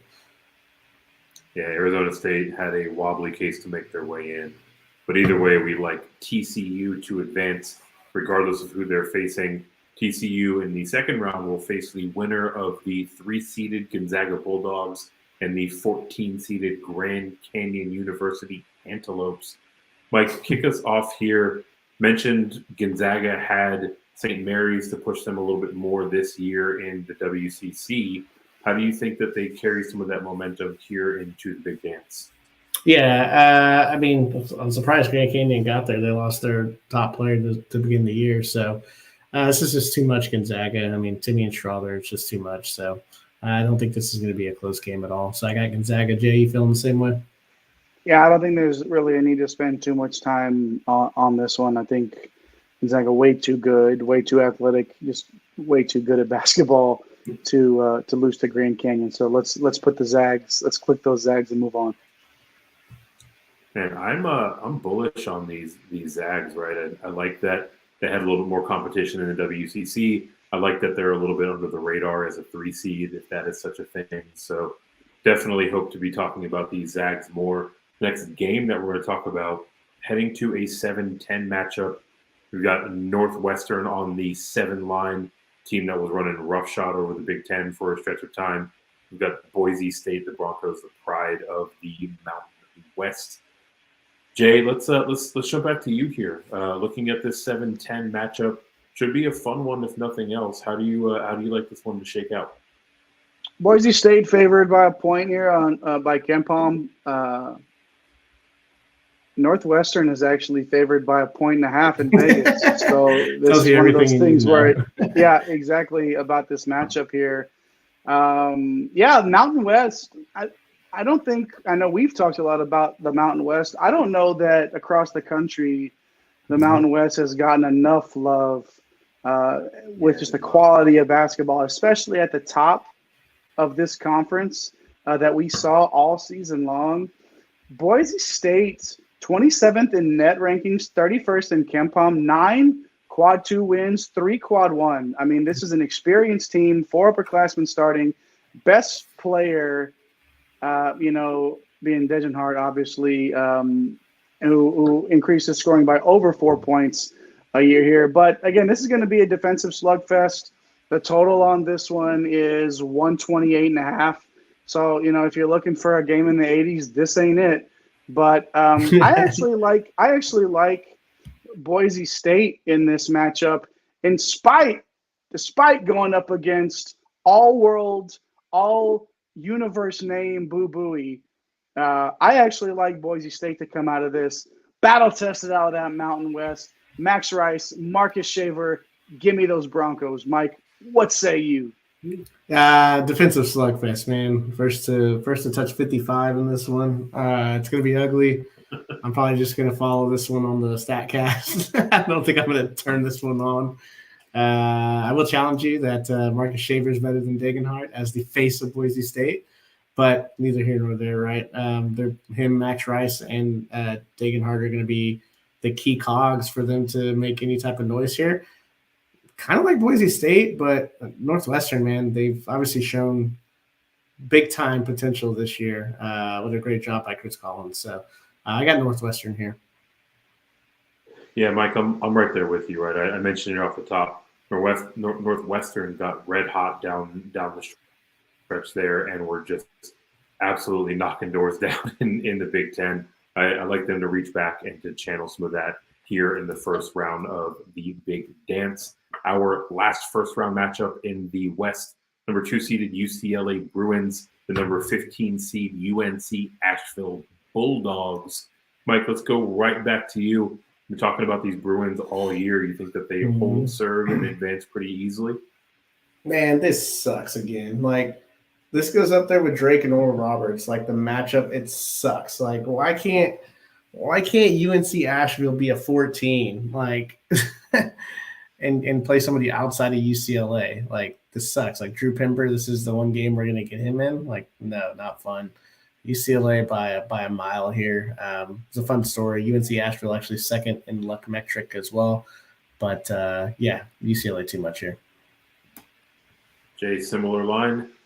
Too much power, too much firepower for the Bruins. Yeah, I know UNC Asheville averages 75 points a game. You get but that's. They ain't touching 60. Yeah, I was gonna say don't bet on them reaching that number against UCLA. So yeah, take the Bruins and move on. We will do just that. Those UCLA Bruins moving on, in spite of some injury concerns down the stretch, should be able to outman the Bulldogs of UNC Asheville. That gets us through our first round. Before we move on to the second round, we've got Anthony G checking back in, reminding us those are his Zags. I think the memory serves, heading to that first round game, so you should be able to see that victory in person. The second round of the Western Regional here kicks off with a 1-8 matchup. Kansas Jayhawks, Arkansas Razorbacks. Mike, let's go back to you to kick this one off. How do you like this 1-8 matchup to play out? Yeah, I mean, I think it's dangerous for Kansas for sure, but I think Jalen Wilson's just too much for Arkansas, and just a better coached team as far as, like, assisted field goals made, like they just share the ball better. I just don't see them. I don't see them making it a game in the second half. I could see this being close in the first half, but I feel like Kansas and their adjustments, and it's just going to be too much and just a little bit overwhelming for Arkansas, who it struggles to put together a full game of quality shots. Jay, where are you at on this game? Nobody's questioning Arkansas's effort on the defensive side of the ball, but offensively, I don't think they'll have enough to keep up with Kansas. So yeah, I'll go with the Jayhawks here. Jay, real quick, you actually had Arkansas falling to Illinois in your brackets personally. Right. Do you think it's a different story for Kansas if they are facing off against the Illini? No, I don't. I don't think it matters. I do know that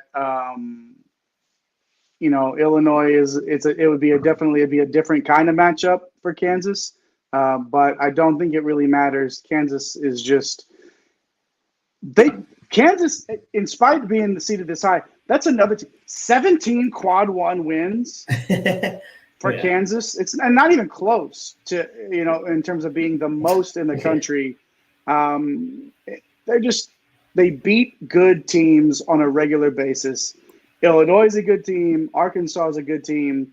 I just think Kansas has too much here, especially defensively, to be able to shut down either one of those sides. You're going to get the defense from Arkansas. This could be a game that I could see, depending on what that total set out, maybe tinkering with the under a little bit if it's low enough, because there's going to be some good defense in this one, and obviously the total will reflect that. But no, for me, either way, Illinois, Arkansas, doesn't matter. Kansas will advance. 17 quad one wins in a league where many teams don't even have 17 quad one games, right? So Kansas is going to carry forward. We got Kevin D checking back in, appreciating the in-depth analysis. We're going here game by game and really breaking down all of the aspects that go into our decisions.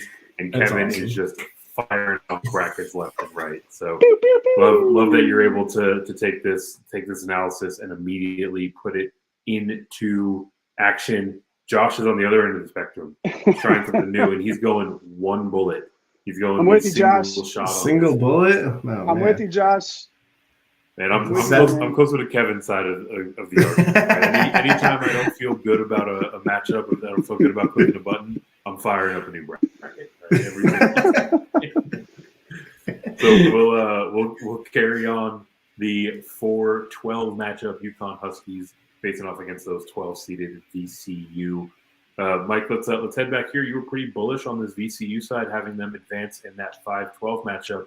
How do you like them matching up against the 4-seeded Huskies? Yeah, I don't like this matchup. UConn is so dangerous, like Jay talked about earlier. I mean, so dangerous out of this 4 seed. And I got them moving on here, and Kansas better watch out because this is when it starts to get real dicey for them in this next round. But UConn can play any style.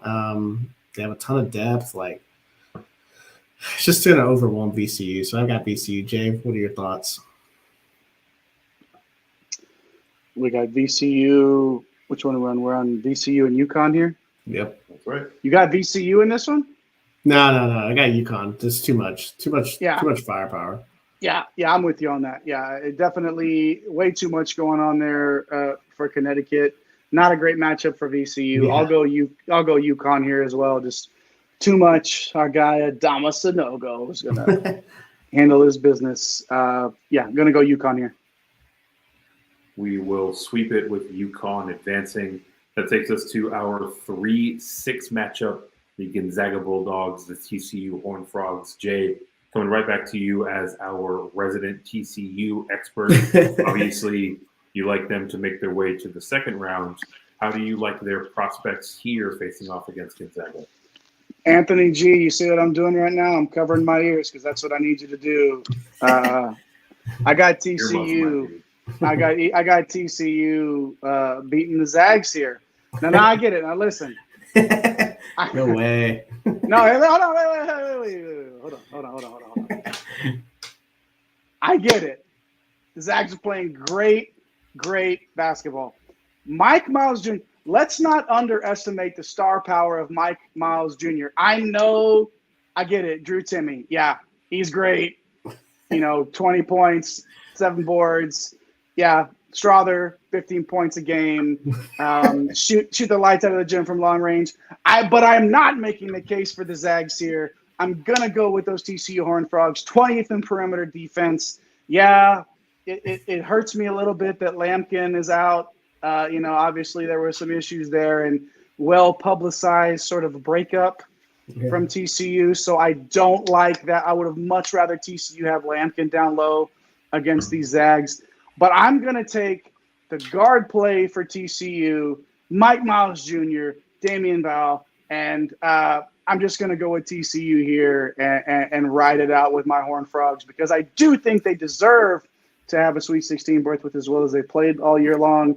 Mike, tell me why I'm wrong. You're wrong, but I don't think you're that far off because Gonzaga's not great defensively. Like they didn't go through the Big 12 grind. They can be had. TCU with a lot of depth, but I don't know. Drew Timme, he feels like he's just a lock for the Sweet 16. Mark Few, until I see something different, I'm just gonna advance Gonzaga to every Sweet 16 until Mark Few's no longer the coach. But no, mostly it's I think it's gonna be a close game. Honestly, I'm gonna be interested to see if this matchup happens. If what the line is whatever TCU. I'd probably take the points with TCU in this game. Yeah, this one is kind of tricky, right? I am a fan of what TCU is and has done. I think the tiebreaker that I'll go to here is that little bit of turmoil, right? There's some hurt feelings around some things that are going on with coaching staff. We've got players entering the portal. That doesn't sound like a ton on its face, but I think it's enough to be a difference maker in a very tough matchup against Gonzaga. So I'll break the tie. I'll have the Bulldogs carry forward. They will face the winner of our 2-7 matchup. UCLA Bruins coming in a little bit hobbled. Northwestern Wildcats have played hot, but not quite as hot entering into this tournament. Mike, let's go right back to you. How do you like this one to shake out? UCLA, just overwhelming. The difference with Northwestern and Boise is that UCLA is far more superior with star power on the offensive end. So, I just see UCLA here. Jay, you following a similar path here? I know we're both pretty bullish on UCLA despite the Jalen Clark injury. Yeah. I just you can go with the Bruins here. Don't overthink it at this point in your bracket. It's UCLA, and honestly, I don't really think this is a close one. Yeah. I think it's UCLA by a bunch. I will tend to agree. So UCLA will take the final Sweet 16 spot here in the Western region. Before we move on to break down the Elite Eight, Kevin, jumping back into the chat, wants to know on the upset tip, what is the highest seed number or team that you could see winning it all this year? Mike, what are your thoughts on a longer shot to make a deep run and ultimately cut down the nets? Well, you're talking seed-wise, I'd say Duke and Creighton are the two that I would I've been on national radio talking about Creighton being a winner of this tournament. So, yeah, I got to go with Creighton. And, yeah, Duke, I mean, Duke is not a 5 seed the way that they're – if you take the last 20 games, like Duke's not a 5 seed. So they're just labeled that for right now. Jay, any thoughts on these, maybe 4s or 5s or 6s or yeah. What is it in the last, what did we look up, guys, the other day? And since 1985, only 3 teams seeded 5th or higher have won the championship. So long shot odds here, but who you got, Jay?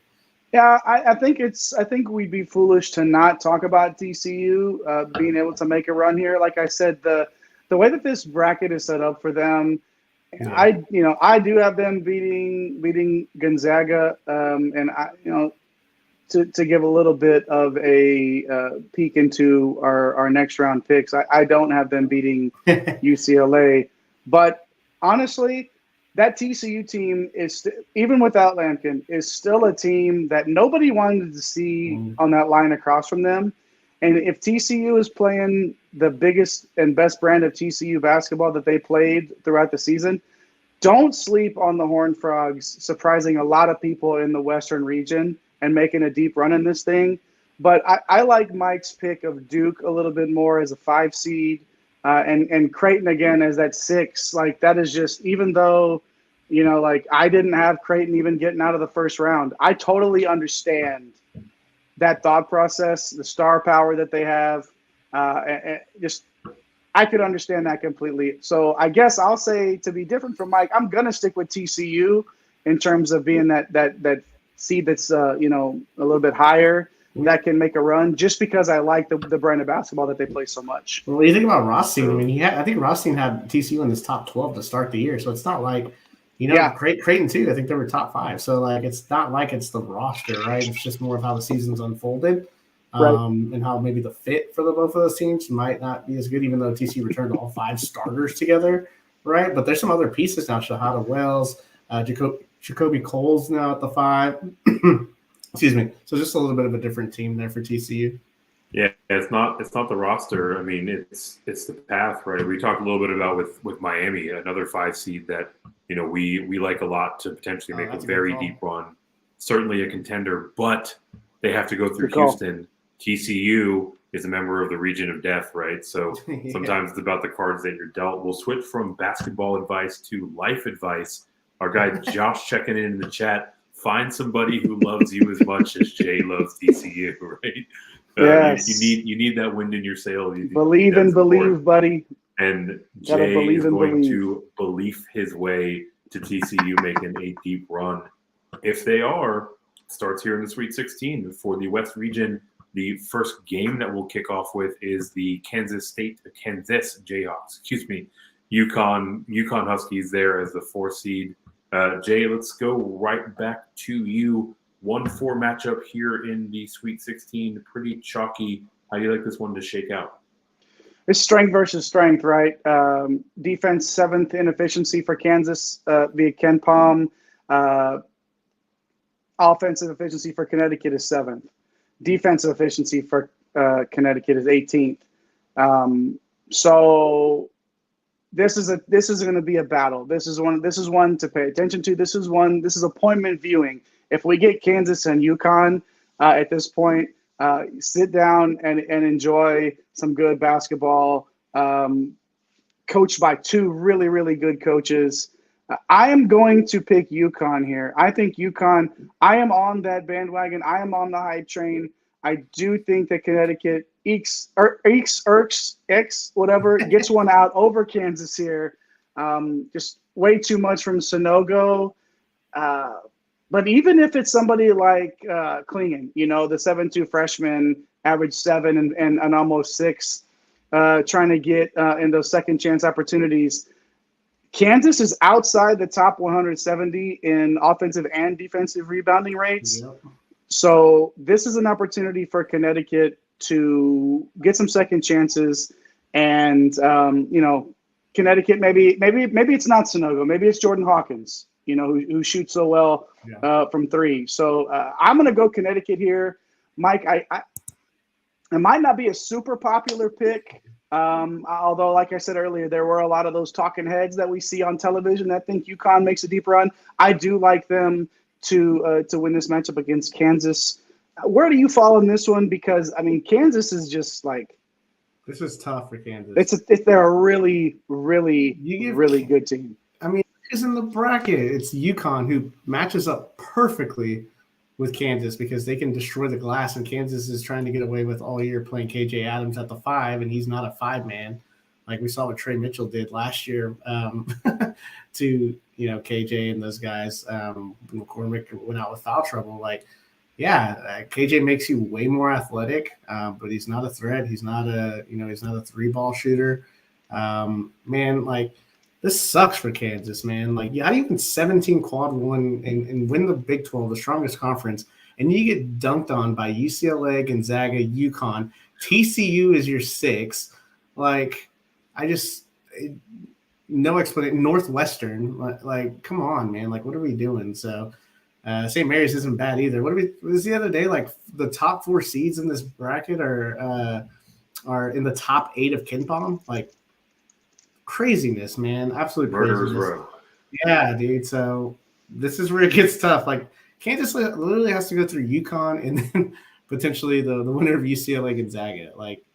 That does not seem fair. So I got Kansas in this one. I think Grady Dick's going to be an X factor. I love Jalen Wilson. I trust Bill Self as long as he's on the sideline here, which he should be. But you're right, Jay. This is a bad matchup in terms of someone that's able to shoot the 3 to go along with Kansas, and someone that's just so tough on the glass that, some of these guards have to get in there and get some rebounds to help Kansas out in this matchup. I want to see the line on this game. Give me any kind of points you want for UConn, but in the end, I just trust Kansas more to make it happen because we've seen UConn have some ups and downs this year, surprisingly, after the 14-0 start. So, I'll take Kansas here, but man, this is where it gets tough in this region. This is a crazy, crazy region. Man, this is the definition of a coin flip. Both these teams are super deep. They're super versatile. I'll give the coaching matchup to give the edge in the coaching matchup to Bill Self. And also, the thing that's really going to push me towards the Kansas side here is just consistency, right? We talk about 17 quad 1 wins. You don't do that if you're not playing consistently. And UConn has been a bit streakier and are, at least when they're hot, very reliant on the 3-ball from Jackson, right? And those makes can come in streaks, but they can also go a little bit cold. So I think this one is really anybody's game. But if I have to find a differentiator, it's going to be the consistency on the Kansas side coming in as the 1 seed. Before we move into the other matchup here on this side of the bracket, we got our guy Jody checking back in, letting us know that he is ready to hunker down in his man cave till Monday and get some college basketball in. So appreciate you swinging through, Jody. What's up, Jody? Thanks for checking in. Any questions there in the comments? Bottom half of this bracket, equally as difficult of a call to make here as we have Gonzaga and UCLA facing off. Mike, let's go back to you to start this one. UCLA coming in a little bit hobbled. Gonzaga used to being a 1 seed in the tournament, coming in as a 3 seed. How do you see this one shaking out? If a bonus healthy, then I like him to not, take take Timmy out, but to neutralize him a little bit. And I love UCLA. If Jalen Clark was on this team, I'd pick them to win it all. I still got them here over Gonzaga. They're number 1 in defensive efficiency. Overtaking Tennessee there at the last moment. So, they can get it done on both sides of the floor here. And Amari Bailey's really come on. Awesome to see him. Again, primary scorer there for them. Tiger Campbell looked excellent. throughout the Pac-12 tournament. If he's going to score like that, then this is a super dangerous team, and I just like the way they profile against the Gonzaga team. Jay, are you with me on that? Oh, we got you on the old mute ski. Thank you. Hey, mute ski. I do have, in my personal bracket, I have TCU beating the Zags, obviously, here. But I like UCLA over either one of those squads. It's too much, let me ask you this, Mike, before we move on. UCLA losing Jalen Clark. Is that something for you that, I know that I don't think it's not affecting me in picking them and making this long run. Could that be something that could end up jumping up to bite them in terms of, especially defensively, as they get deeper in this tournament, right? Are they going to really miss him? Yeah, absolutely, man. Like, they weren't very deep to begin with, which sucks, man. This starting five, like when Bona and Bailey started to come on mid-season, like, holy crap. We didn't even mention Jaime Hawk as much. Tiger Campbell and then Jalen Clark, like, man, that starting five was excellent. And then you sprinkle in, a little the other guys that you have, coming in at center there, and Nwuba. And then Singleton's a great shooter, can provide some outside shooting that they so desperately needed. They lost Jules Bernard. If he had come back, like, this team was loaded. So, yeah, it sucks. And it kind of limits their ceiling for me. But when you're first in defensive efficiency and you still have Tiger Campbell and Hawkes, and you still have Amari Bailey coming on, and Bona playing well if he's healthy, like, I still like them to go a long way. I can't see them making it all the way. Yeah, definitely going to be tough as they navigate those injuries. But ultimately, I do think we like to see UCLA carry on here to the Elite Eight. And here in the Western region, despite it being a rocky road, a rock fight to make their way here, we've got a 1-2 matchup in the Elite Eight. Kansas Jayhawks, UCLA Bruins. Jay, let's kick back to you here. Sounds like you've had sort of your doubts and questions about both of these teams. If this is in fact the matchup that we see playing out, which team do you like to rise victorious? I do like UCLA in this matchup, in spite of what we were talking about a little bit ago. And Mike, to your point, and I'm glad you brought it up a second ago, we haven't talked about Jaime Hawkes Jr. hardly at all. We're 2 hours and 51 minutes into the show, and Jaime Hawkes Jr. has not gotten a ton of love from us. He is a star. This guy can carry a team through a tournament like this. I have them beating Kansas here in this matchup here to advance to the Final Four. I just think that it's just, again, way too much. Yeah, Kansas is great. I had UConn beating Kansas anyway, obviously, right, getting into this round. I think UCLA takes care of whoever they meet in this matchup. Mike, are you feeling UCLA like me here? Go ahead. I got them here and this might be it for me. Even then, I'm struggling to, I just think when you talk about the two stars, man, I still see Tiger Campbell on the roster, and I still see Jaime Hawkes on the roster. And that is a dynamic duo that has played well all year long. So, yeah, I can get them through here against Kansas. When we start talking about our Final Four, yikes, that may be it there. Yep. I mean, that pairing is going to push any team to the brink, including a team as talented as Kansas, right? So we've got UCLA pulling the slight upset, advancing out of the West, and just like that, our Final Four is set. So we are down the stretch run here. If you're still hanging out with us on YouTube, let us know what you think in those comments. We've got Josh checking back in. He is on Team J with UConn. Likes how they line up for Let's go. A path out of the West. Should be close all through. We had them narrowly getting bounced, but could easily go the other way. As we're here in the Final Four, jump in those comments. Let us know who are your Final Four teams. Let us know what you think about these matchups in particular as we go in to break them down. We've also got Kevin jumping back in. Want to know what's Andy Cat sipping on? He's got Penn State making their way to an Elite Eight. Obviously we broke them That's down whack. in the Midwest earlier. Do you think that maybe the ball can bounce the other way and they can make a little bit of a run, or you think Katz has just got this one flatly wrong? He's wrong. Sorry, Caddy. They actually the two of the worst matches for Penn State are Texas A&M and Texas. So. Yeah, I mean it's going to be real hard for them to win either of those games. Nevertheless, both of them, even if they do, still have some pretty tough matchups awaiting for them in the Sweet 16. But we will head again back to the Final Four in Houston, and we will start with the home cooking for those Houston Cougars. Their matchup in our scenario would be against the 2-seeded contender coming out of the West, those UCLA Bruins. Mike, you've been bullish on the Cougars. You mentioned as we were talking about the West that advancement past Kansas might be the last stop for the Bruins. Is that, in fact, how you have this one playing out? Yeah, there's a coin flip here, but now Houston's at home in the Final Four. This is, I think, where Sasser just completely burst on. People that watch college basketball know Marcus Sasser, but I don't think, on a national stage he's that well known. So I think he just burst out and really makes a name for himself here. But an interesting thing here from JBR Bracketology as we get to our Final Four here. Of the last 22 national championships, 21 of the 22 were top 25 in adjusted offensive efficiency, and 22 out of 22 were top 45 in adjusted defensive efficiency entering the NCAA tournament.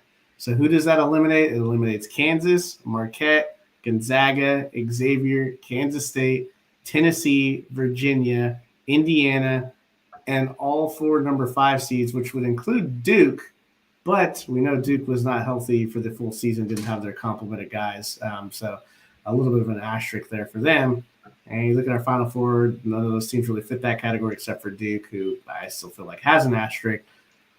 Just an interesting thing. I always like to look at that from a tournament perspective. As much as we love to talk about the upsets and groups of death and all that crap, most of the time at the very end of the day, it just comes down to who are the best players on the best teams. Like we said, I think since 1985, only 3 teams seated above a 4 have won the national championship. So, yeah, here we are. Give me Houston over UCLA. Jay, where are you at with that? Not a lot more for me to elaborate on. Stars are stars. Sasser, has played at an All-American level, and I do think that this tournament will be his true coming out party to the rest of the country. Obviously was hurt last year for that run that Houston made. I do think that Houston will be too much, especially at, playing in Houston. It almost feels like it's their destiny, or as they say on Back to the Future, their density. Either way, I think Houston takes care of business against UCLA. Sasser's a star. I love that guy's game so much. So, yeah, I'll go ahead and move Houston into that title game as well. Yeah, I mentioned it a few times at this point. UCLA is coming in a little bit hobbled with a roster that wasn't the deepest, whereas Houston was a title favorite last year, and they are categorically a better team this year. So no slight to the Bruins, but we do have Houston advancing to the title game there in Houston.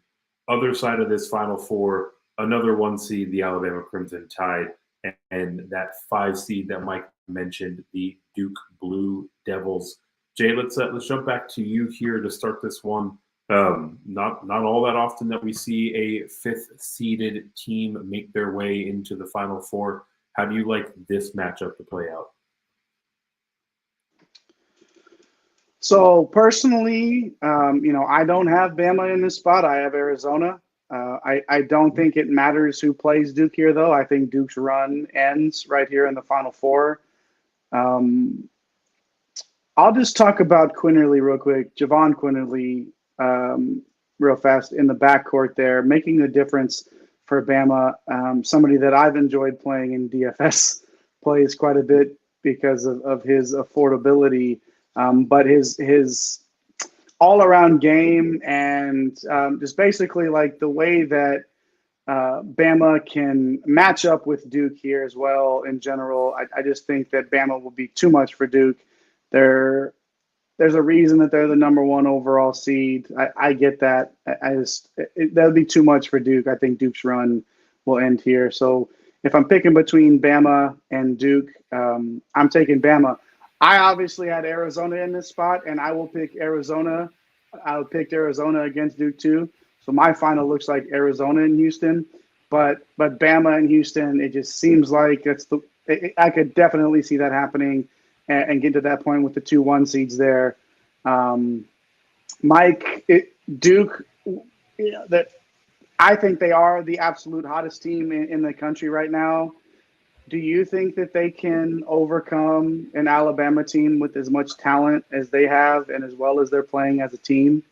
Man, like they should be able to, but it's Duke, and we picked them this far, and they probably won't make it out of the second round. So I think the run's got to stop here, but they match up well. There's not a team that scares me matching up with Duke. There's just not one. Like, I'm sorry. Like, they have some of the best players on the planet that have grown up. They're healthy. They're shooting well from three, which was always the deal, right? We talked about in the offseason. That was the deal with them. They can shoot threes. They're going to be tough to beat. And Eric laid it out perfectly in the ACC tournament. They shot, over 35% from three in a lot of those matchups, and look what happened. I think Bama is obviously super talented, so many different styles and ways to play, so many guys they can go to. Brandon Miller doesn't seem like anything phases this guy, ice in his veins. So, yeah, I just think it's going to be an Alabama-Houston matchup. So I like the two number ones facing off here for the national title. Yeah, the reality is, right, like Duke has gotten hot, but this brand of basketball they've been playing has been the exception, not the rule for them this season, right? So if they cool off a little bit from range, we can definitely see this one going Alabama's way. So we'll have them advance to the title game, and after all that, here we are, 2-1 seeds facing off in the national title game. Mike, let's jump back to you here. Both teams that you have been singing their praises of throughout this breakdown. Let's jump in and pick a winner here. Who do you have cutting down the nets in Houston? Yeah, I got Houston cutting down the nets in Houston. We have liftoff here. I just think they have so many different ways to win. I mean, top 10 in offensive efficiency, defensive efficiency. There's not much they can do, barring health concerns. They can play through Jarris Walker. You have Sasser. Tremont Mark doesn't get any pub. We laughed about it when the awards came out for the AAC, how he was basically the only guy that didn't win an award. Yeah, and they're just a great team. So I can't see through it all anybody other than Houston really winning this thing. But I hope it's a fantastic tournament. It would not surprise me if someone else won this tournament. That's just how it is, right? It's 64 teams battling it out. 68, I guess. Jay, you got a similar read here? You like the Houston side, or you switching over to Bama? If this is Houston, Bama, I like Houston. I don't have Houston and Bama in the final, and I don't have Houston winning it. I actually have Arizona, that up-tempo, run you up and down the floor. Obviously, Houston does like to slow it down quite a bit. So for the sake of conversation, I do like Houston in this matchup against Alabama for the GSM bracket, but don't be too surprised to see those Wildcats, the Pac-12 tournament champs, playing some solid basketball right now with some star power in the front court. I like the Wildcats to win the whole thing, but if it is Houston and Bama, I will take the Cougars to win. For the city, I believe, is what they've been rolling with all year. So for the GSM bracket, Houston versus Bama, I'll go Houston. For the city, we have liftoff. The Houston redemption story. We'll fit in all of the Cougars hashtags, but ultimately, like I said a couple times now, right? This is an incredibly talented team. This is a rightful favorite, and specifically in the matchup against Bama, far more veteran presence, right? Bama's heavily reliant on a lot of young guys. So I do think that will make the difference in Houston eventually cutting down the nets and hanging another banner there. Yeah, and real quick, like the defenses in this Final Four, ridiculous. Houston, Alabama, and UCLA. That's the top defense in the country in terms of KenPom efficiency rankings. So I mean, like there will be some defense played in the Final Four if it pans out the way that we think it will. But this is going to be a great tournament, guys. We're here. We made our way through this whole bracket. I mean, this is an absolutely, like we talked about the region of death. We talked about some of these teams that maybe shouldn't even be in here. This is going to be such a fun tournament to watch. I can't wait for this to fire up. I mean, obviously we've got some of these first four matchups going on, and I do think, like I said at the start, that they are a part of the actual tournament themselves. But once Thursday hits and everybody stops paying attention at work, that's when the real ball begins. And this is going to be a great one, guys. Looking forward to it. And thanks for all the comments, man. It was a ton of interaction tonight, which was awesome. Yeah, the comments have been a ton of fun, including our most recent Jody tending to agree with you, Jake. He's got Arizona over Bama making his way in. Mike, you kind of just shake your head up there, Mike. There are betting favorites, but a lot of things have to go right in order for a team to win this tournament, right? So, number of different ways that we can see this one shaking out. For the record, we do like Houston to advance over Alabama and cut down the nets. Kevin D's got Alabama sticking to football. Agreed. you can't have all the nice things, Alabama. All right, be happy with your final appearance.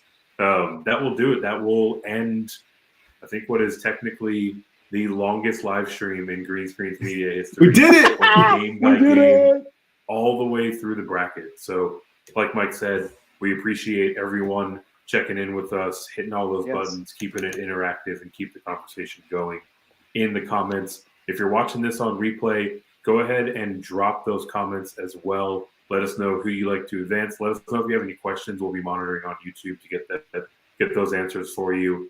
Like Jay mentioned, Thursday is a national holiday, so get that boss button ready so you can disregard your work duties and fill out your bracket and watch some of these games play out. Love it. And then also, looks like we got to answer for Jody real quick on his for the three teams that he got the two. Looks like it was Villanova, Jody. It was an 8 seed in 1985 over Georgetown. Oh, so, yeah. You got the two. Yep. Villanova was that last one. The comments are flowing so hard. That one had made its way all the way up the scroll. So, again, appreciate everyone interacting. Get those brackets filled out. Get those questions over to us if you have any of them. Also, we're still in the middle of a giveaway. Get over to our Twitter page @GetGreenScreens. Hit the retweet button on that pinned tweet and make sure you're subscribed here on YouTube. That is the easiest and best way to get entered to win a Colin Sexton autographed basketball. And sticking here with Green Screens Media is the easiest way to get this bread. Thanks for stopping by the office. Get your fantasy prescription by subscribing to the channel and checking out drrodo.com. And until the next visit, be well and take care.